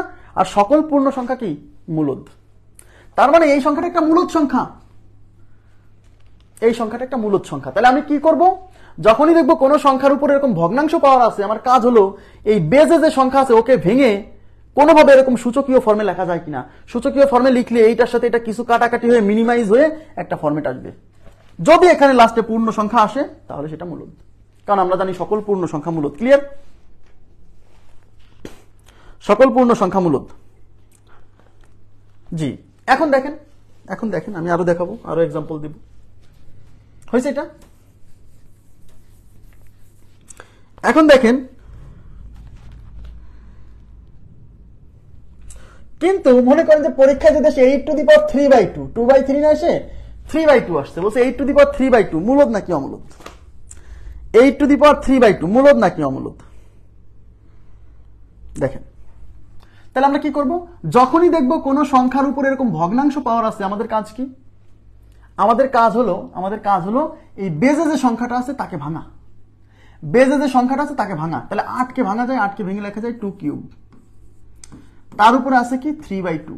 এবার আমরা কি জানি এই পাওয়ারে পরে হয় গুণ, তাহলে 2^, এই হচ্ছে 3 ইন্টু হচ্ছে 3/2। এবার কিন্তু 3 কাটে না, কারণ কাটাকাটি হয় উপরের সাথে নিচে, এখানে তো উপরে আছে, তাহলে উপরে গুণ হয়, নিচে গুণ হয়। তাহলে এই 3 এর সাথে 3 গুণ হবে, 3 কাটে দিন না কিন্তু, তাহলে 2^3 3 হয় 9, নিচে আছে 2। এবার তাকান, সবাই মনোযোগ দেন। এবার আমাকে বলেন এই বেজে ভেঙে চুরে আনার পরেও কি এর উপরে এই 2 এর উপরে কি ফ্র্যাকশন পাওয়ার না? এটা কি ভগ্নাংশ পাওয়ার না? 9/2 মানে কত? এই 9/2 কি 4.5 না? 4.5 না, ভগ্নাংশ না। যখন দেখবেন যে এরকম ভাঙার পরেও ভেঙে একদম শেষ পর্যন্ত আসার পরেও যদি এই পাওয়ারে যদি ভগ্নাংশ পাওয়ার থাকে, ভগ্নাংশ পাওয়ার মানেই কোনো না কোনো রুট, আমি কিন্তু বলছি। আর যতক্ষণ পর্যন্ত রুটের অস্তিত্ব থাকবে তাহলে অমূলদ। তার মানে এখানে ভগ্নাংশ পাওয়ার আছে মানে এটা রুটের অস্তিত্ব আছে। ভগ্নাংশ পাওয়ার মানেই রুট, ভগ্নাংশ পাওয়ার মানে কোনো না কোনো রুট, আপনার দেখার দরকার নাই কোন রুট। যখনই দেখবেন ভাঙাচোরার পরেও পাওয়ারে যদি ভগ্নাংশ পাওয়ার পান তাহলে অমূলদ, এটা অমূলদ সংখ্যা, অমূলদ সংখ্যা। ক্লিয়ার বিষয়টা? অমূলদ সংখ্যা। ইয়েস, ভগ্নাংশ পাওয়ার হলেই অমূলদ না। ভগ্নাংশ পাওয়ার যেমন 8^2/3, এখানেও কিন্তু ভগ্নাংশ পাওয়ার ছিল, এখানেও কিন্তু ভগ্নাংশ পাওয়ার, তা থেকে আমি অমূলদ মারিয়ে দিছি না। আমাকে চেক করতে হবে যে এই জিনিসটাকে আবার ভাঙা যায় কিনা। যদি এটাকে ভেঙে যদি আবার পাওয়ারে কাটাকাটি হওয়ার পরেও যদি ভগ্নাংশ পাওয়ার ভ্যানিশ হয়ে যায় তাও মূলদ। কিন্তু লাস্ট পর্যন্ত যদি ভগ্নাংশ পাওয়ারের অস্তিত্ব থেকে যায় তার মানে রুটের অস্তিত্ব থেকে গেছে, কারণ ভগ্নাংশ পাওয়ার মানেই কোনো না কোনো রুট। তাহলে এখন কি করব? এই 8 কে ভেঙে লিখবো 2 কিউব, তার উপর আছে 2/3, তাহলে 2^3 ইন্টু 2/3, এই 3 কেটে গেল 2 স্কোয়ার মানে হচ্ছে 4। দেখছেন এখানেও ভগ্নাংশ পাওয়ার ছিল কিন্তু ভগ্নাংশ পাওয়ারটা লাস্টে ভ্যানিশ হয়ে গেছে। এখানে ভগ্নাংশ পাওয়ার ছিল এবং লাস্টে ভগ্নাংশ পাওয়ারটা থেকে গেছে। ভগ্নাংশ পাওয়ারটা শেষ পর্যন্ত থাকলে অমূলদ, না থাকলে মূলদ। বুঝছেন কিনা বলেন? হ্যাঁ, বেসটা ভেঙে দেখতে হবে যদি ভাঙা যায়। বেস যদি ভাঙা না যায় তাহলে কিভাবে ভেঙে দেখবেন? দেখেন আমি আরো এক্সাম্পল দিচ্ছি। মনে করেন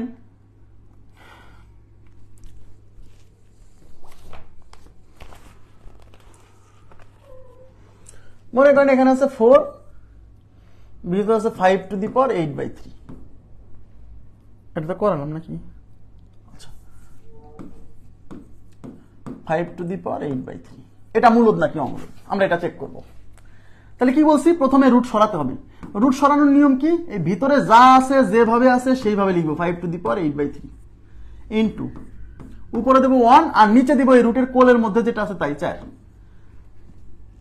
এই 4 কে 8 মধ্যে 2 বার যাবে, তাহলে উপরে থাকলো 2, সরি এই যে 5 উপরে 2 নিচে 3। এখন এই 5 কে তো আর ভাঙা যায় না, তাহলে আপনি কি করবেন? 5 কে কি এই 5 যে বেজ এটা কি আর ভাঙা যায়? যায় না, এটা মৌলিক সংখ্যা, আর কি ভাঙবেন?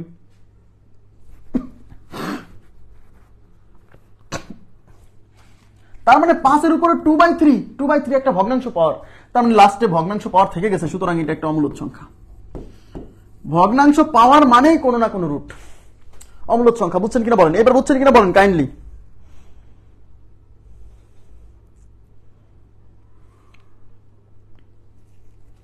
এবার বোঝা গেছে অমূলদ সংখ্যা। এটা জটিল ভাবে নিয়েন না, যদি এটা জটিল লাগে বাদ দিবেন। কেন? এখান থেকে প্রশ্ন জীবনে হয়নি, আমার কাছে মনে হয়েছে তাই আমি বললাম, ঠিক আছে? প্রশ্ন জীবনে হয়নি।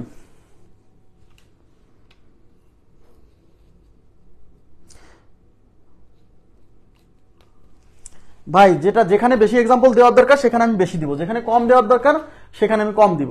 এটা আমাকে আপনি যতই বলেন আমি আমার স্ট্র্যাটেজি তো পরিবর্তন করতে পারবো না, কারণ আমি যতক্ষণ পর্যন্ত বুঝবো না যে সবার ক্লিয়ার হয়েছে ততক্ষণ পর্যন্ত আমি পড়াতেই থাকবো। একটা এক্সাম্পল দিলে কি, যদি একটা এক্সাম্পল দিলে কি ক্লিয়ার হয়? এটা বুঝতে হবে না? কোনোদিন কি একটা এক্সাম্পল দিলে ক্লিয়ার হয়? এই জিনিসটা তো সহজ জিনিস না। এটা সহজ কার কাছে? যে মনে করেন যে অনেক গণিত এমনিতেই পারে, তার কাছে সহজ। হ্যাঁ, কেন এটা অমূলদ হলো? কারণ পাওয়ারের ভগ্নাংশ পাওয়ার যে এটা কথা এখন আপনারা বলবেন, আমি আর উত্তর দিব না। বলেন এটা মূলদ না অমূলদ? এটা মূলদ নাকি অমূলদ?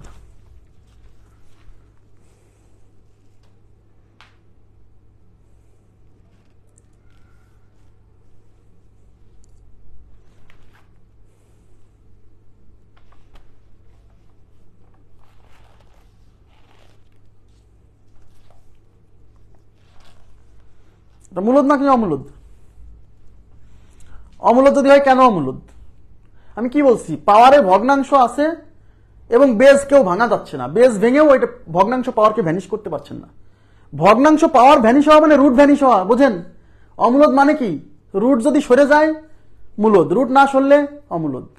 ভগ্নাংশ পাওয়ার যদি সরানো যায় মানে বুঝতে হবে রুট সরাইতে পারছেন, কারণ রুট মানেই তো কোনো না কোনো ভগ্নাংশ পাওয়ার। রুট মানে হাফ, ঘনমূল মানে 1/3, এই ভগ্নাংশ পাওয়ার না?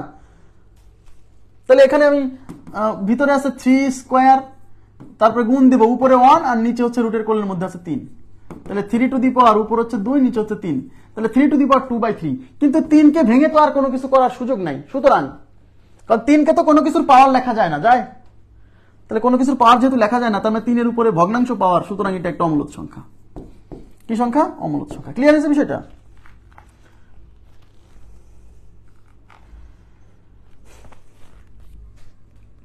এবার এটা কি হবে বলেন?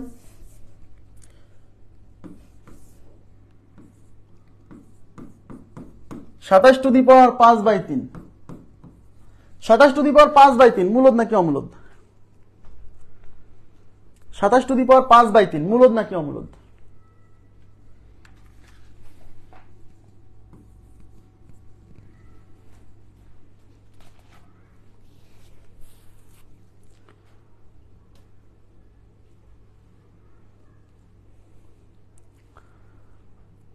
আচ্ছা, 27^5/3। এখন কি বলছি? এই বেজ 27 কে কি কোনো কিছুর পাওয়ার আকারে সূচকীয় ফর্মে প্রকাশ করা যায়? যায়। এই 27 কে লেখা যায় 3^3, তার উপর আছে কত? 5/3। আমরা জানি পাওয়ারে পাওয়ারে গুণ হবে, তার মানে 3^3 গুণ 5/3, এই 3 ক্যান্সেল, তাহলে এখানে কি থাকতে? 3^5। এই পাওয়ার কি ভগ্নাংশ পাওয়ার? ভগ্নাংশ পাওয়ার না, তো ভগ্নাংশ পাওয়ার না, তার মানে এটা মূলদ হয়ে গেছে। মূলদ ভগ্নাংশ পাওয়ার ভ্যানিশ হওয়া মানে রুট ভ্যানিশ হওয়া, বোঝেন? তাহলে এটা কি সংখ্যা? মূলদ সংখ্যা। 3^5 কত হয়? 5টা 3 গুণ করলে যত হয় 243 হবে মনে হয়। 4টা 3 81, 81 গুণ 3, হ্যাঁ 243, এটা 5টা 3 গুণ করলে 243। তা 243 একটা পূর্ণ সংখ্যা, আর সকল পূর্ণ সংখ্যা মূলদ। এবার কি ক্লিয়ার হয়েছে বিষয়টা? এবার কি ক্লিয়ার হয়েছে? এরকম ভগ্নাংশ পাওয়ার দিয়ে পরীক্ষাতে আসেনি কখনো, হয়তো আসবেও না, কিন্তু ভগ্নাংশ পাওয়ার মানেও রুট, আমি সেটা বোঝাতে চাচ্ছি। ভগ্নাংশ পাওয়ার মানেও কোনো না কোনো রুট, কারণ রুট তুলে দিলেই তো ভগ্নাংশ পাওয়ারটা চলে আসে। তার মানে আমরা যদি ফাইনালি ভগ্নাংশ পাওয়ার সরাতে পারি মানে রুট সরাতে পারছি, ভগ্নাংশ পাওয়ার ফাইনালি সরাতে পারিনি মানে রুট সরাতে পারিনি। বুঝছেন? কনসেপ্ট বুঝতে হবে। হ্যাঁ, এই আর একটা দিচ্ছি, মনে করেন হচ্ছে 16 টু দি পাওয়ার 2/3, 3/2। বলেন 16 টু দি পাওয়ার 3/2 মূলদ নাকি অমূলদ? 16 টু দি পাওয়ার 3/2 মূলদ নাকি অমূলদ?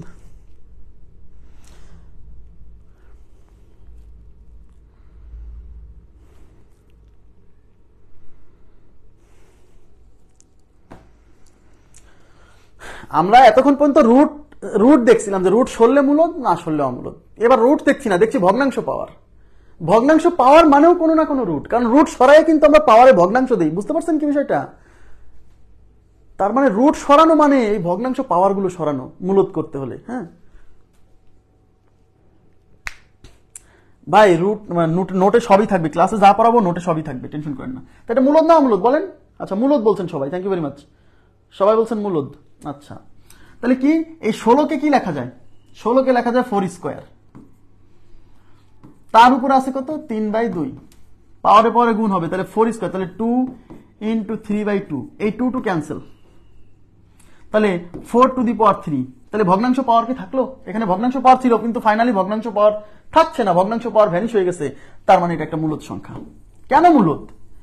মূলদ কেন? কারণ 4 কিউব মানে 64, আর 64 একটা পূর্ণ সংখ্যা, আর আমরা পড়ে আসছিলাম সকল পূর্ণ সংখ্যা মূলদ। তাহলে এটা কি?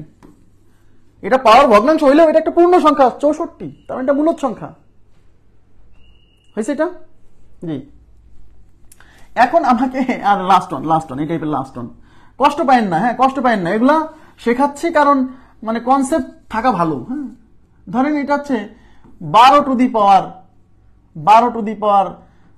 3/2, 12 টু দি পাওয়ার 3/2 মূলদ নাকি অমূলদ?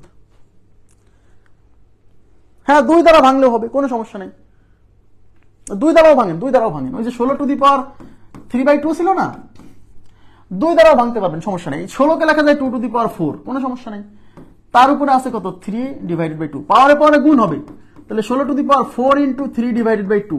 এই 2 দিয়ে 4 কে যাবে 2 বার, এবার 2 টু দি পাওয়ার 3 দুগুণী 6, এই 2 টু দি পাওয়ার 6, এই যে ভগ্নাংশ পাওয়ার সরে গেছে, আর 2 টু দি পাওয়ার 6 মানে 64। এটা একটা মূলদ সংখ্যা। থাকবে থাকবে থাকবে থাকবে, এটা থাকবে, কোনো কিছুই বাদ যাবে না। ক্লাসে যা পড়াবো ক্লাস নোটে সবই থাকবে। এটা মূলদ না অমূলদ? এবার আমি একটা কথা বলি, না না না না, এই 12 খেয়াল করেন, এই 12কে কিন্তু ভাঙা যায় না, কোনো কিছুর পাওয়ার আকারে লেখা যায় না। তার মানে যেহেতু 12কে ভাঙা যায় না, তাহলে আর টেস্ট করার দরকার নেই। 12কে অনেকে বলে ভাই 12কে তো লেখা যায় 4 গুণ 3। আরে ভাইয়া 4 গুণ 3 লিখে আপনি কি করবেন? আমি বলছিলাম কোনো কিছুর পাওয়ার আকারে লিখতে হবে। যেমন এখানে যদি 27 থাকতো, 27 কে লিখতাম 3 টু দি পাওয়ার 3, এরকম লিখতে হবে। কারণ এই পাওয়ারের সাথে এই পাওয়ারের সাথে এই পাওয়ার জন্য কাটাকাটি যায়, এইভাবে ভেঙে লাভ কি? তার মানে হয় না। তার মানে এই ভগ্নাংশ পাওয়ার থেকে যাবে, কারণ 12কে তো আমি কোনো কিছুর পাওয়ার আকারে লিখতেই পারছি না। তার মানে আমার এই লাইনেই উত্তর হয়ে গেছে, এটা একটা অমূলদ সংখ্যা। এটা একটা অমূলদ সংখ্যা, ক্লিয়ার? এটা একটা অমূলদ সংখ্যা। ওকে, আচ্ছা তাহলে এই টাইপের কোশ্চেন আপনারা পারবেন আমি ধরে নিচ্ছি। এইবার আমরা কিছু বিগত সালের প্রশ্ন সলভ করব। দেখেন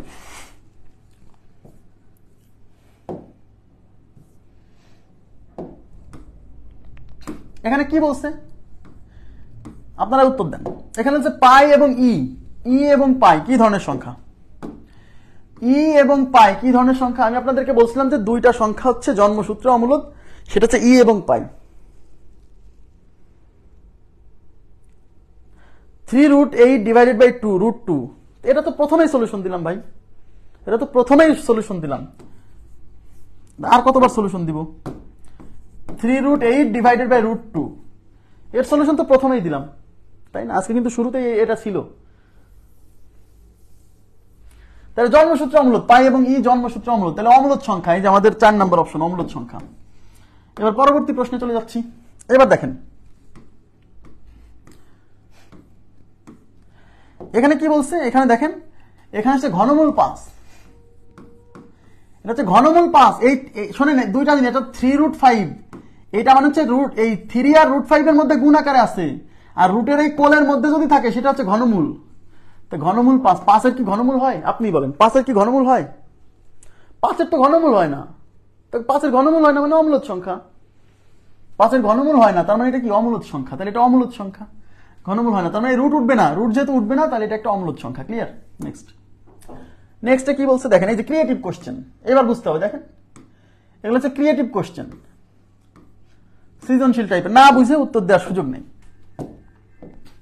এখানে দেওয়া আছে x³ = 64 হলে নিচের কোনটি সঠিক? নিচের কোনটি সঠিক? x³ এর ভ্যালু দেওয়া আছে x³ = 64, তাহলে এই নিচের কোনটা সঠিক?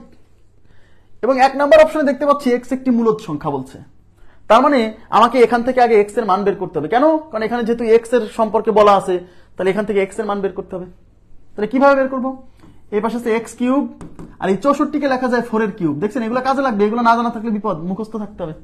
64 মানে 4³ দুই পাশে পাওয়ার সমান হলে পাওয়ার কাটা, জানেন তো, দুই পাশে পাওয়ার সমান হলে পাওয়ার কাটা, তাহলে x = 4, তার মানে x এর ভ্যালু 4। x³ = 64, তার মানে x = 4। তাহলে 4 কি সংখ্যা? 4 হচ্ছে একটা মূলদ সংখ্যা, পূর্ণ সংখ্যা, তার মানে x এর মান 4, তাহলে 4 একটা মূলদ সংখ্যা, তার মানে x একটা মূলদ সংখ্যা। তাহলে প্রথম অপশন রাইট। কিন্তু যেহেতু এখানে একটা আছে সবগুলোই, সুতরাং আমাদের আরো একটু চেক করতে হবে। এইবার বলছে √x একটি অমূলদ সংখ্যা, দেখি ওটা চেক করে। তাহলে x এর মান 4, তাহলে √x, তাহলে √x মানে হচ্ছে √4, √4 এর মান হচ্ছে 2, রুট উঠে যাচ্ছে, সুতরাং এটা একটা মূলদ সংখ্যা। তাহলে 2 নম্বর অপশনে যে বলছে √x একটি অমূলদ সংখ্যা, এটা ভুল।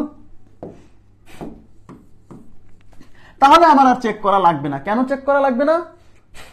কারণ সবগুলো হতে হলে তো এটাকে উত্তর হতে হতো, তার মানে আমি 1 নম্বর অপশনে উত্তর পেয়ে গেছি, আর আমার ওদিকে যেতে হচ্ছে না। ক্লিয়ার কিনা বলেন? যারা ডি উত্তর দিলেন, কি ভেবে উত্তর দিলেন আমাকে এবার আমার প্রশ্নের উত্তর দেন। যারা ডি উত্তর দিচ্ছেন তারা কি ভেবে উত্তর দিচ্ছেন, এটা এবার আমার প্রশ্নের উত্তর দেন।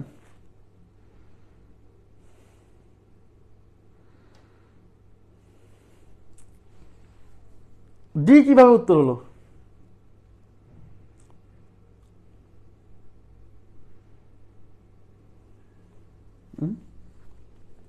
না বুঝলে বলতে হবে, তাহলে আমি বুঝাই দিব। x³ = 64, তাহলে নিচের কোনটি সঠিক? প্রথমে হচ্ছে x একটি মূলদ সংখ্যা, হ্যাঁ x এর মান বের করে দেখলাম 4, হ্যাঁ 4 একটা মূলদ সংখ্যা, সকল পূর্ণ সংখ্যা মূলদ। এবার হচ্ছে √x একটি অমূলদ সংখ্যা, তো √x, x এর মান যেহেতু 4, তাহলে √x মানে এই রুটের মধ্যে x এর মান 4 বসালে √4 যা হচ্ছে 2, √4 মানে 2, এটা কি অমূলদ সংখ্যা? আবার এই যে এটা দেখেন 2√x, দেখেন 2√x, সমস্যা নাই। তাহলে 2√x, x এর মান 4, তা 2 এর রুট কত? 2, তা 2² কত? 4, তার মানে 4 একটা কি পূর্ণ সংখ্যা, সকল পূর্ণ সংখ্যা মূলদ। তার মানে এখানে বলছে 2√x একটি অমূলদ সংখ্যা, কিন্তু আমরা দেখতে পাচ্ছি যে 2√x এর ভ্যালু আসতেছে 4, যা একটা মূলদ সংখ্যা। তার মানে এইটাও আমাদের ভুল আছে, স্টেটমেন্ট ভুল। তা সবগুলো কেমনে হয়? এবার কি বুঝছেন? না বুঝলে বলেন।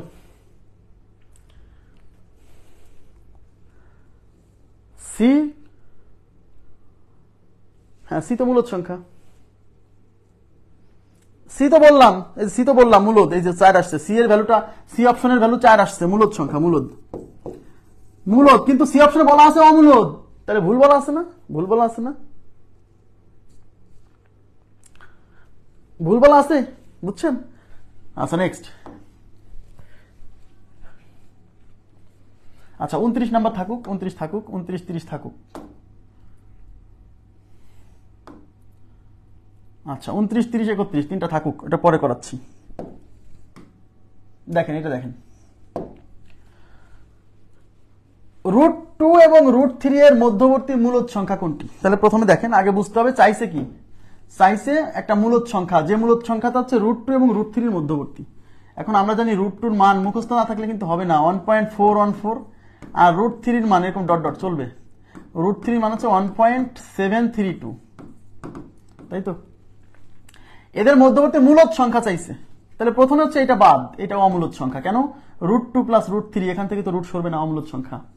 এই √2 আর √3 গুণ করলে, মাঝখানে ডট মানে গুণ, মানে √3 × 2 6, তো √6, তার মানে এর উপর থেকে রুট সরতেছে না, তার মানে এটাও একটা অমূলদ সংখ্যা, বুঝছেন?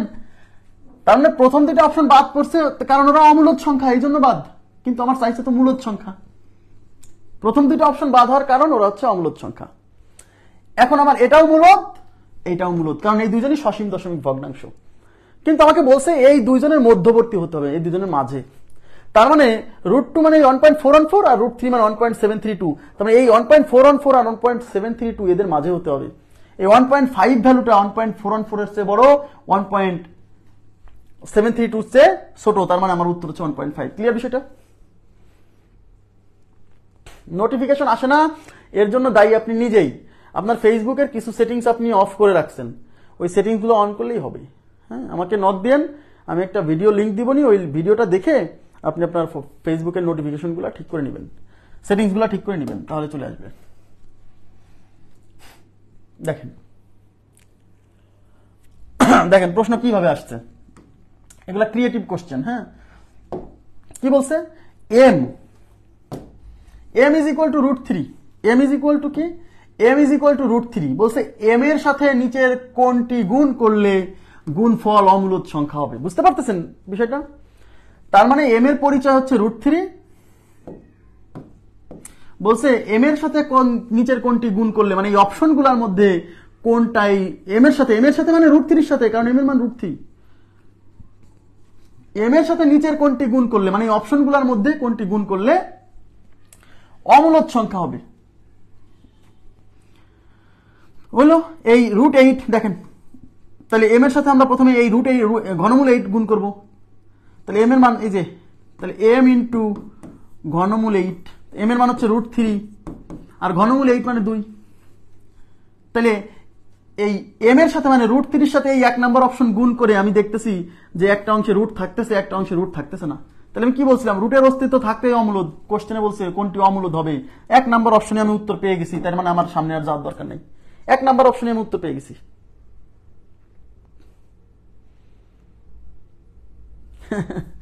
আচ্ছা, এবার 2 নম্বর অপশনের সাথে গুণ করেন। দেখেন সবগুলো চেক করে দিচ্ছি যে এগুলা কেন উত্তর না।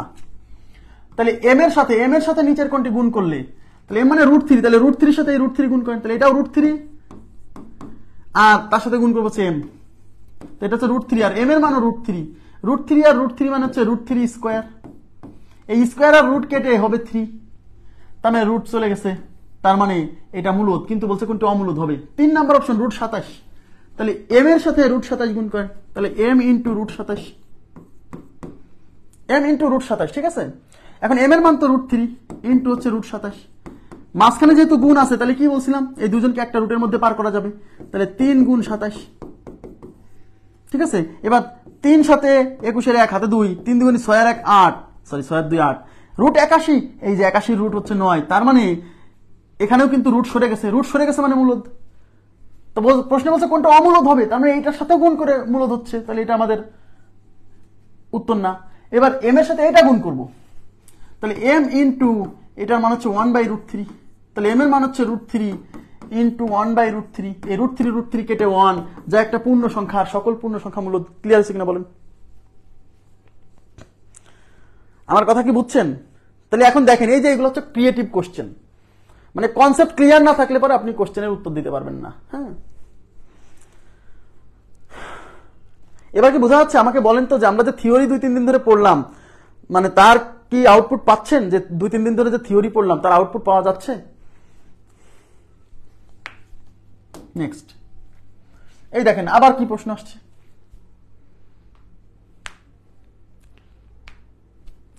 m ইন্টু 3√8, বুঝি নাই 3√8 কোথায়? ঘনমূল 8 ছিল। আপনারা ক্লাস মনে হয় করেন নাই, আমার কাছে এখন মনে হচ্ছে যারা এই ধরনের কোশ্চেন করছে এরা ক্লাস করে নাই, আগের ক্লাসগুলো। কে এটা কোশ্চেনটা করলো?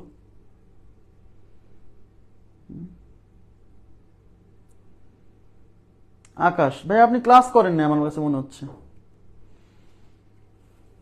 আগের ক্লাসগুলো করলে পরে এই প্রশ্নটা, মানে এটা করার কথা না, এই কোশ্চেনটা করার কথা না, কারণ এটা তো আমি ঘনমূল 8 মানে তো 2, এটা তো আমি আগেই বুঝাইছি। এই যে √3 এর সাথে ঘনমূল 8, এটা √3 আর এই 8 এর ঘনমূল তো 2, এটা কিভাবে আসে সেটা তো কত ক্লাসে বুঝাইছি। এখন যদি বারে বারে এক্সপ্লেইন করতে যাই তাহলে তো অনেক সময় লাগবে। তাহলে এই √3 রুট থেকে যাচ্ছে আর এখান থেকে রুট সরছে, কিন্তু রুট তো সব জায়গা থেকে সরতে হবে মূলদ হতে হলে। এখানে কি বলছে দেখেন, এখানে বলছে পি প্লাস কিউ এর হোল স্কোয়ারের মান কোন ধরনের সংখ্যা, যেখানে পি ইজ ইকুয়াল টু √3 আর কিউ ইজ ইকুয়াল টু √2। তার মানে বলছে পি প্লাস কিউ এর হোল স্কোয়ার কোন ধরনের সংখ্যা, এবং আমি অপশনে দেখতেছি মূলদ, অমূলদ, পূর্ণ সংখ্যা, মানে এইটার অপশনে এখানে চলে আসছে, একটু কিছু মনে করেন না, ভগ্নাংশ। তাহলে দেখেন, তাহলে আমাকে দেখতে হবে তাহলে এটা কোন ধরনের সংখ্যা। ওকে ফাইন, তাহলে পির মান কত, √3, তাহলে পির পরিবর্তে আমরা বসাবো √3 প্লাস কিউ এর পরিবর্তে √2, তার উপর কি হোল স্কোয়ার। এবার বোকামি করে যারা কি করবে, এই √3 আর √2 যোগ করে লিখবে, √3 আর 2 যোগ করে 5 লিখে তার উপর স্কোয়ার দিবে, স্কোয়ার আর রুট কেটে হয়ে যাবে 5, তার মানে একটা মূলদ সংখ্যা। অবস্থা কিন্তু খারাপ, অবস্থা কিন্তু খারাপ। এই কাজটা অনেকেই করবে, কিন্তু যোগ থাকলে তো এরকম কম্বাইন করা যায় না। দেখছেন এখানে কাজ লাগতেছে, তো এটা হচ্ছে √3 প্লাস √2 তার উপরে হোল স্কোয়ার।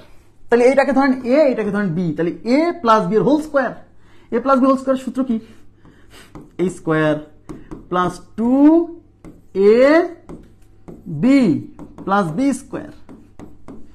এই স্কোয়ার আর রুট কেটে এখানে হবে 3, এখানে হচ্ছে 2, দেখেন এইটার উপরে রুট আছে, এটার উপরে রুট আছে, দেখেন এই মাঝখানে গুণ, তাহলে এই দুইজনকে কম্বাইন করা যাবে, কম্বাইন করলে 3 গুণ 2, বুঝতেছেন, প্লাস এই স্কোয়ার আর রুট কেটে হবে 2, এই 3 আর 2 যোগ করলে হবে 5 প্লাস 2, এই যে 2√6। তাহলে আমি দেখতে পাইলাম যে ফাইনাল অংশে, ফাইনালি আমাদের একটা অংশ থেকে রুট সরছে, কিন্তু একটা অংশে রুট থেকে গেছে। আমি কি বলছিলাম, যদি রুটের অস্তিত্ব কোথাও থাকে তাহলে অমূলদ, রুটের অস্তিত্ব যদি কোথাও থাকে তাহলে অমূলদ সংখ্যা, বুঝছেন, কারণ নিয়ম পড়তে হবে, আন্দাজে সংখ্যা পড়ে লাভ নাই, ঠিক আছে। তাহলে কি অমূলদ সংখ্যা, তাহলে আমাদের উত্তর হচ্ছে 2 নম্বর অপশন, অমূলদ। Clear? Okay, thank you. Next কোশ্চেনে চলে যাচ্ছি। নেক্সটে কি বলছে দেখেন, এই যে বিভিন্ন সালে পরীক্ষাতে, এগুলা কিন্তু সব বিভিন্ন জায়গায় আসা প্রশ্ন। হ্যাঁ, m is equal to √7, n is equal to √15 হলো কোনটি সঠিক? কোনটি সঠিক বলছে, m square plus n square মূলদ সংখ্যা। m square plus n square, দেখেন এটা কিন্তু m প্লাস n এর হোল স্কোয়ার না, m square plus n square. তাহলে m স্কোয়ার, m মানে হচ্ছে √7, তাহলে m square plus n square. তাহলে m মানে √7, তাহলে √7 তার উপরে হোল স্কোয়ার, প্লাস n মানে √15 তার উপরে কি হোল স্কোয়ার। এই স্কোয়ার আর রুট কেটে 7, এই স্কোয়ার আর রুট কেটে 15, তার মানে কত হলো 22। 22 একটা পূর্ণ সংখ্যা, সকল পূর্ণ সংখ্যা মূলদ, তার মানে এই অপশন থেকে আমি একটা মূলদ সংখ্যা পাইছি, এবং বলাও আছে যে m square plus n square হচ্ছে মূলদ সংখ্যা, তার মানে প্রথম অপশন রাইট।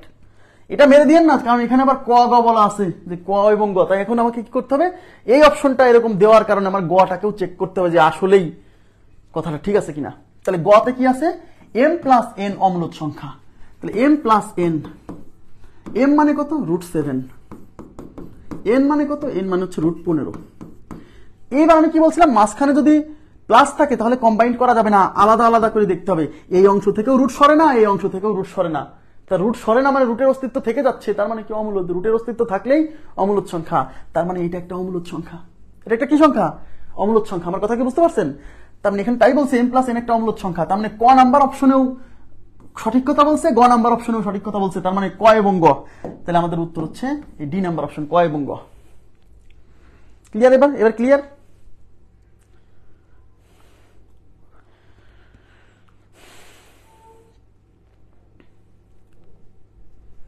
আচ্ছা, thank you very much. Next কোশ্চেনে চলে যাচ্ছি। নেক্সটে কি বলছে দেখেন, ক্রিয়েটিভ কোশ্চেন, এখন সব ক্রিয়েটিভ কোশ্চেন হচ্ছে বিভিন্ন জায়গায়। দেখেন এখানে কি বলছে, a is equal two b, a স্বাভাবিক সংখ্যা কিন্তু পূর্ণবর্গ নয়, না পূর্ণবর্গ সংখ্যা না হলে নিচের কোনটি মূলদ সংখ্যা। তো প্রথমে এখানে আমরা দুইটা জিনিস দেখলাম, একটা হচ্ছে স্বাভাবিক সংখ্যা, এগুলো সম্পর্কে আগে থেকে আইডিয়া নিয়ে নিব। একটা জিনিস দেখলাম স্বাভাবিক সংখ্যা, আর একটা দেখলাম হচ্ছে পূর্ণবর্গ সংখ্যা নয়। তাহলে প্রশ্ন হচ্ছে স্বাভাবিক সংখ্যা বলতে কি বোঝায়, এটা চিনতে হবে, এদেরকে চিনতে হবে। আবার পূর্ণবর্গ নয় এর দ্বারা কি বোঝায় এটা চিনতে হবে। আচ্ছা, স্বাভাবিক সংখ্যার একটা প্রতিশব্দ, এদিকে তাকান, স্বাভাবিক সংখ্যাকে ইংরেজিতে বলে ন্যাচারাল নাম্বার। এই স্বাভাবিক সংখ্যা থেকে প্রচুর কোশ্চেন পরীক্ষাতে আসে বিভিন্ন জায়গাতে। হ্যাঁ, সুতরাং স্বাভাবিক সংখ্যা সম্পর্কে একটা ভালো ধারণা রাখতে হবে। এই স্বাভাবিক সংখ্যাকে ইংরেজিতে বলা হচ্ছে ন্যাচারাল নাম্বার। কিন্তু প্রশ্ন হচ্ছে স্বাভাবিক সংখ্যা আসলে কি, অ্যাকচুয়ালি কি। দেখেন,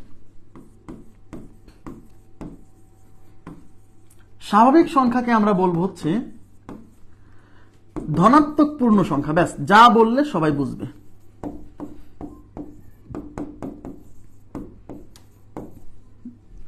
ধনাত্মক পূর্ণ সংখ্যা, স্বাভাবিক সংখ্যার ইংরেজি হচ্ছে বাংলা, আর একটা বাংলা হচ্ছে ধনাত্মক পূর্ণ সংখ্যা। এবার কি বুঝছেন কারা? তার মানে স্বাভাবিক সংখ্যা মানে পূর্ণ সংখ্যা হতে হবে, আবার ধনাত্মক হতে হবে। ঋণাত্মক গুলা স্বাভাবিক নয়। প্রথম কথা মাথায় নেন, ঋণাত্মক গুলা স্বাভাবিক নয়, ইভেন ভগ্নাংশ সংখ্যাগুলাও স্বাভাবিক নয়, কারণ ধনাত্মক এবং পূর্ণ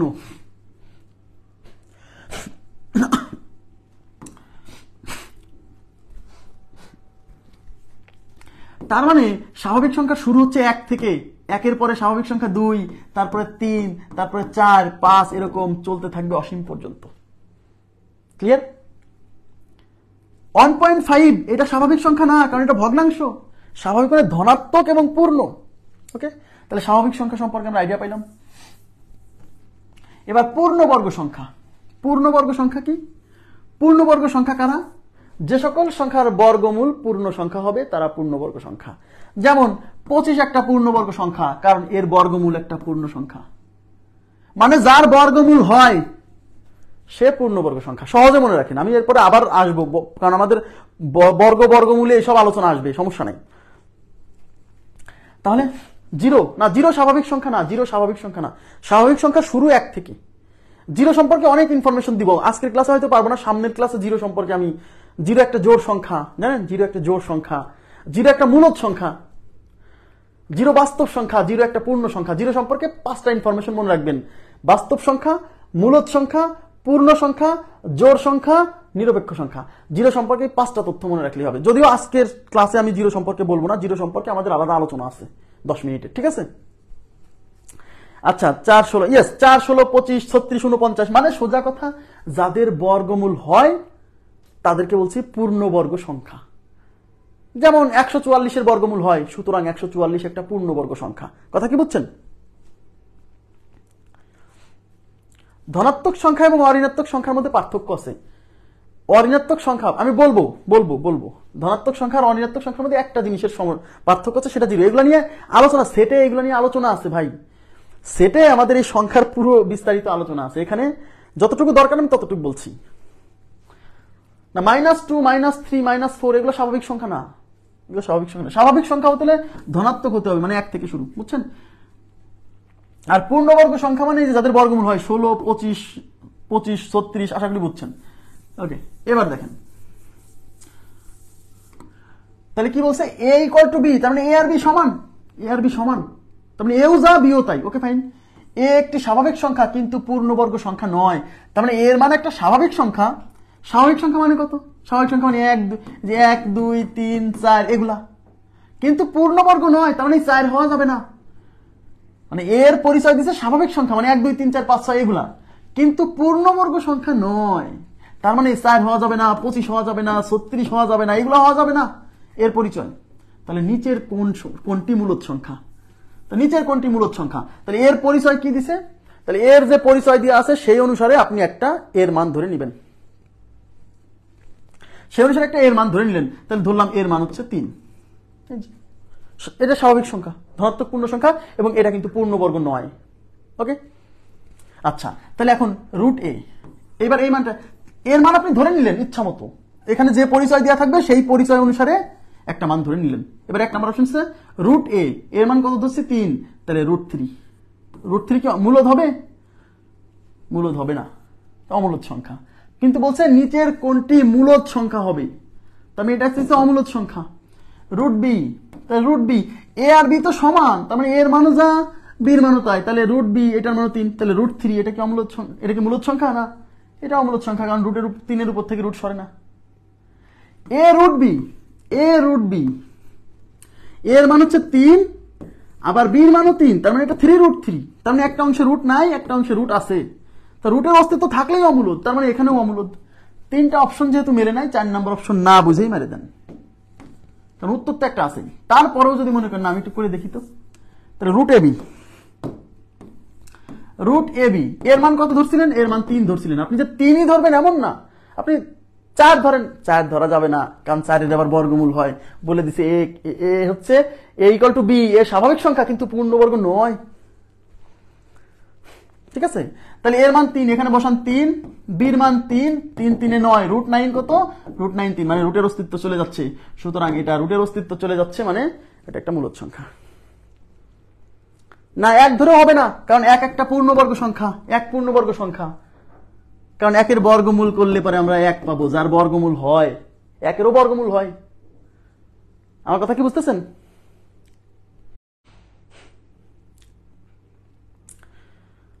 ক্লিয়ার বিষয়টা?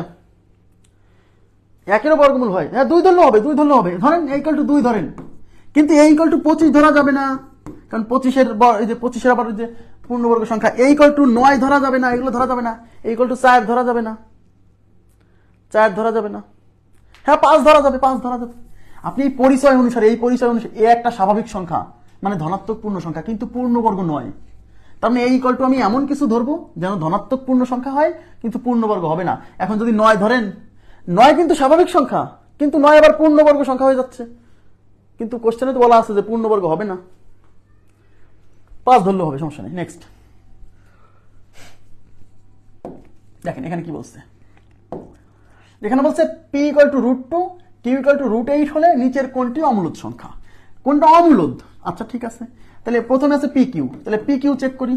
তাহলে p এর মান হচ্ছে √2, q এর মান কত, √8। তাহলে আমরা কি বলছিলাম, মাঝখানে যদি গুণ থাকে তাহলে এদেরকে কম্বাইন্ড করতে হবে। কম্বাইন্ড করে 2 গুণ 8, তার মানে হচ্ছে √16, √16 মানে 4, রুটের অস্তিত্ব চলে গেছে, তার মানে এটা একটা মূলদ সংখ্যা। দেখছেন আজকে যা শিখছি সেগুলোর অ্যাপ্লিকেশন কিন্তু এখন হচ্ছে, এটা একটা মূলদ সংখ্যা। আচ্ছা 2 নম্বর বলছে p/q, দেখেন চেক করেন। তো p এর পরিচয় দেওয়া আছে √2, q এর পরিচয় দেওয়া আছে √8। তাহলে আমি কি বলছিলাম, গুণ থাকলে বা ভাগ থাকলে এই দুইটাকে একত্রে লেখা যাবে এরকম, 2/8, কাটাকাটি যায়, 1 অক্ষে 1, 4 অক্ষে 4, সরি কি বলছি, 2 অক্ষে 2, 4 দুগুণে 8, তাহলে √1/4, 1 এর √1, 1 এর √1, 4 এর √2, তার মানে এখান থেকে রুটের অস্তিত্ব চলে যাচ্ছে। সুতরাং এটা একটা মূলদ সংখ্যা, কিন্তু আমার চাইছে কোনটি অমূলদ সংখ্যা। p+q, p এর মান √2, q এর মান √3। কি বলছিলাম, যদি প্লাস থাকে তখন আমাকে আলাদা করে দেখতে হবে এটা রুট হয় কিনা, এটা রুট হয় কিনা। আমি দেখতে পাচ্ছি এটা থেকেও রুট যায় না, এটা থেকেও রুট যায় না, রুটের অস্তিত্ব দুই জায়গায় থেকে যাচ্ছে। আর রুটের অস্তিত্ব থাকলে অমূলদ সংখ্যা, রুটের অস্তিত্ব থাকলে অমূলদ সংখ্যা, তার মানে আমাদের এটা হচ্ছে অমূলদ সংখ্যা। ক্লিয়ার? ওখানে চেক করার দরকার নাই, আমি অমূলদ পেয়ে গেছি। নেক্সট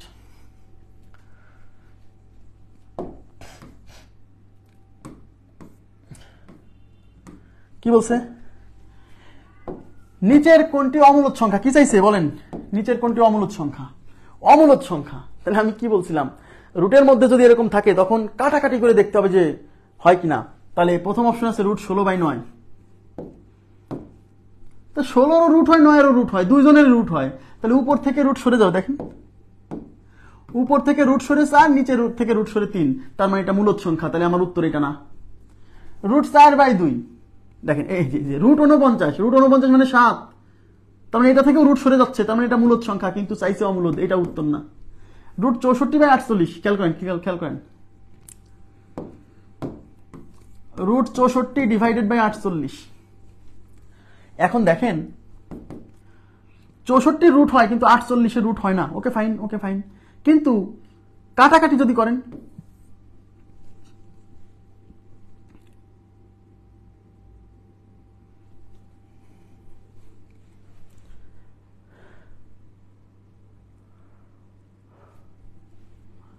(32/24), 16/12, নিচের কোনটি অমূলদ সংখ্যা, দুইটাই তো হচ্ছে। দেখি কত নম্বর কোশ্চেন এটা, 38।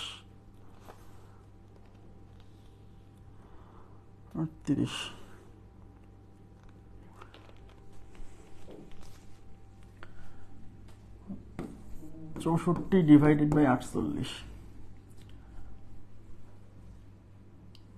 আচ্ছা আমি দেখে দিচ্ছি, 64 রুট হচ্ছে 8, 48 রুট হচ্ছে 16 গুণ 3 করেন, তাহলে 8 থেকে গেল 16, 4, 4 √3, রুটের অস্তিত্ব থেকে যাচ্ছে।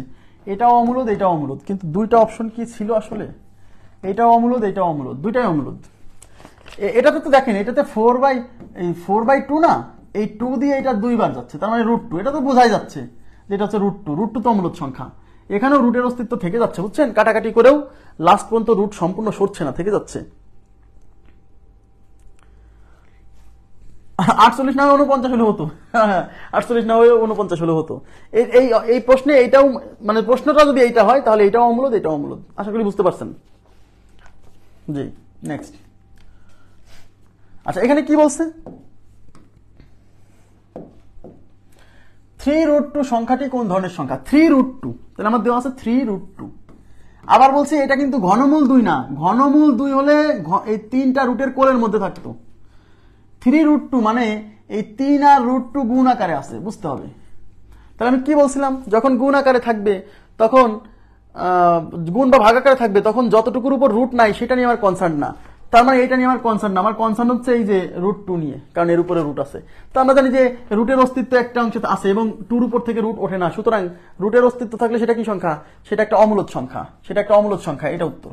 কিন্তু মজার বিষয় হচ্ছে এটাও কিন্তু উত্তর, কারণ অমূলদ সংখ্যা কিন্তু বাস্তব সংখ্যা। সবাই একটু মনোযোগ দেন, এই জায়গাতে ক্লিয়ার করে দিই। অমূলদ সংখ্যা, কিন্তু অমূলদ সংখ্যাও কিন্তু বাস্তব সংখ্যা। অমূলদ সংখ্যা কি বাস্তব না? কারণ বাস্তব সংখ্যার মধ্যে 2 ভাগ, মূলদ আর অমূলদ, তাই কি না? বাস্তব সংখ্যার 2টা পার্ট, মূলদ এবং অমূলদ। তাহলে এখানে অপশনে অমূলদও আছে, বাস্তবও আছে, কিন্তু অমূলদ এবং বাস্তবের মধ্যে বেশি স্পেসিফিক কে? অমূলদ। কারণ বাস্তব বললে তো তার মধ্যে মূলদ গুলো চলে আসে, তার মানে স্পেসিফিক উত্তর দিতে হবে। আমি কি বুঝাইতে পারছি? তার মানে অপশনে যদি এরকম একাধিক উত্তর থাকে তাহলে কাছাকাছি, সবচেয়ে কাছাকাছি যেটা সেটা মারতে হবে। তাহলে এই ক্ষেত্রে অমূলদ সংখ্যাটা এটা হচ্ছে প্রিফার করবেন, কারণ আপনার তো এমসিকিউতে একটা অপশন মারতে হবে, একাধিক অপশন তো আপনি দেখাতে পারবেন না। ক্লিয়ার? অবশ্যই এটা স্পেসিফিক, বেশি স্পেসিফিক এটা। নেক্সট।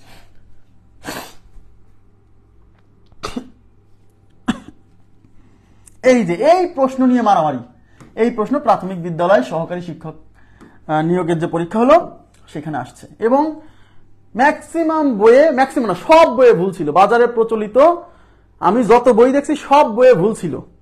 এবং এই প্রশ্ন 23 সালে প্রাইমারি, যেবার যে প্রাইমারি পরীক্ষা হলো সেখানে আসার পরেও তারা ভুল সলিউশন দিতেছে, আসার পরেও ভুল, এবং তাদের বইয়ে ওই সলিউশনই রাখছে এবং তারা ভিডিওতেও ওই ভুল সলভই বলে যাচ্ছে।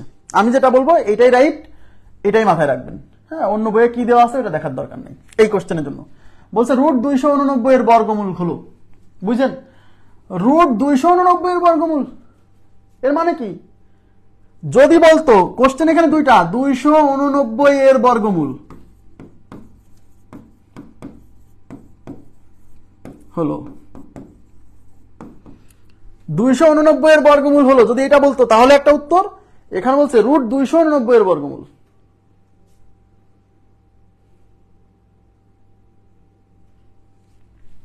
এখানে বলছে √289 এর বর্গমূল, মানে √289 করে যেটা পাবেন তার বর্গমূল। বুঝাইতে পারছি? এখন আমার প্রশ্ন হচ্ছে আমরা সবাই জানি 17² 289, মুখস্থ না থাকলে বিপদ। 17² 289, তার মানে √289 করলে আমার 17 হবে। তাহলে অঙ্কে বলছে √289 এর বর্গমূল, মানে √289 বলতে যেটা বোঝায় তার বর্গমূল। তা √289 বলতে 17 বোঝায়, তার মানে √289 এর বর্গমূল মানে 17 এর বর্গমূল। 17 এর বর্গমূল মানে √17। তাই √17 উপর √17 মানে √17 কি ধরনের সংখ্যা সেটা চাইছে। তাহলে √17 উপর থেকে কি বর্গমূল সরবে? সরি, 17 উপর থেকে কি বর্গমূল সরবে? সরবে না, তার মানে অমূলদ সংখ্যা। তাই এটা একটা অমূলদ সংখ্যা। সব বইয়ে উত্তর দেওয়া ছিল মূলদ, তারা মনে করছে এই কোশ্চেন এইটা আসছে। যদি প্রশ্ন এইটা হতো যে √289 এর বর্গমূল কত, মানে 289 এর বর্গমূল মানে এইটা তা 289 এর বর্গমূল, 289 একটা পূর্ণবর্গ সংখ্যা, এর উপর থেকে রুট সরে যাবে, 17 হবে, তাহলে মূলদ।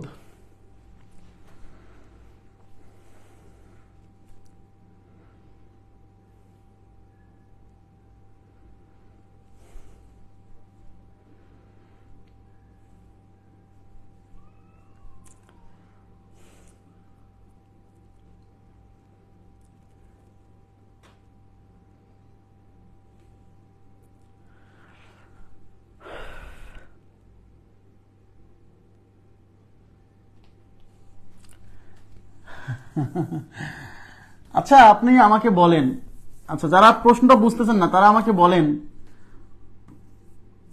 এই দুটার পার্থক্য বোঝেন, পার্থক্য না বুঝলে মনে থাকবে না জীবন। √289 এর বর্গমূল আর 289 এর বর্গমূল, এই দুইটা জিনিস একই না আলাদা? আপনারা বলেন প্লিজ, এই দুইটা জিনিস সেম না আলাদা? এই দুইটা জিনিস সেম নাকি আলাদা? সেটুকুর উত্তর দেন। আমি একটু পানির বিরতি দিলাম, একটু পানি খাবো। কনসেপ্ট ক্লিয়ার না হলে আবার ভুল হবে।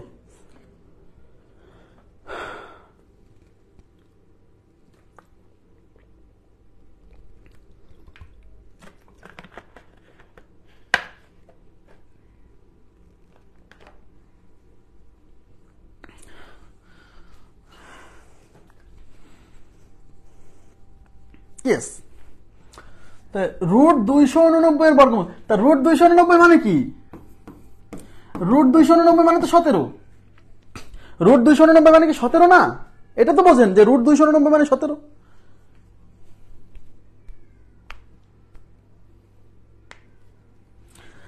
√289 মানে 17, তাহলে √289 এর বর্গমূল, তা √289 মানে যদি 17 হয়, তাহলে √289 এর পরিবর্তে 17 বসায় দেন। কথা বোঝেননি? √289 মানে যে 17, এটা তো বোঝেন। তা √289 মানে যদি 17 হয়, তাহলে √289 এর বর্গমূল, তাহলে √289 এর পরিবর্তে 17 বসায় দেন। তার মানে জিনিসটা এরকম না যে 17 এর বর্গমূল কত, জিনিসটা তাই হচ্ছে না? কথা কি বুঝছেন? আর 289 এর বর্গমূল মানে এইটারই বর্গমূল চাইছে।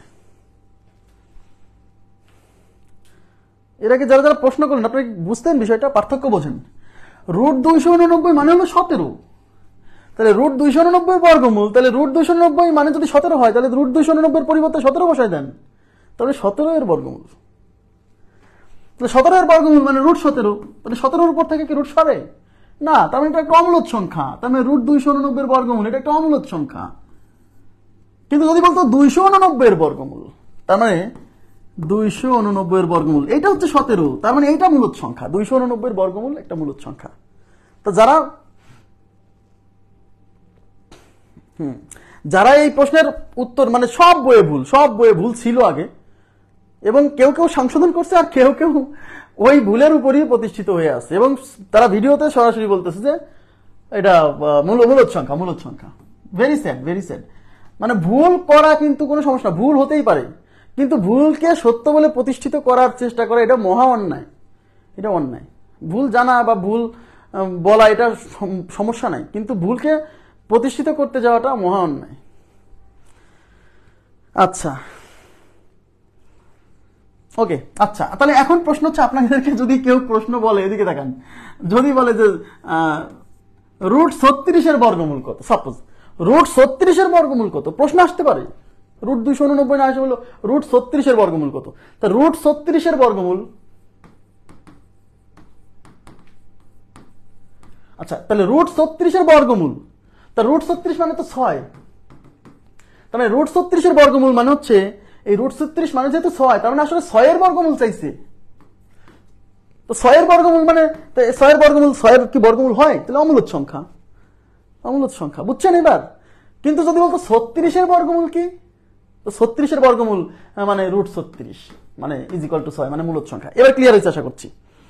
ওকে, হ্যাঁ, তাহলে আমরা এই পর্যন্তই রাখবো আমরা। হ্যাঁ, আগামীকাল আমাদের মূলদ অমূলদ সংখ্যা শেষ হয়ে যাবে। মূলদ অমূলদ সংখ্যার গাণিতিক অপারেশন নামে একটা টপিক আছে, ওখান থেকে পরীক্ষায় প্রশ্ন আসতে পারে।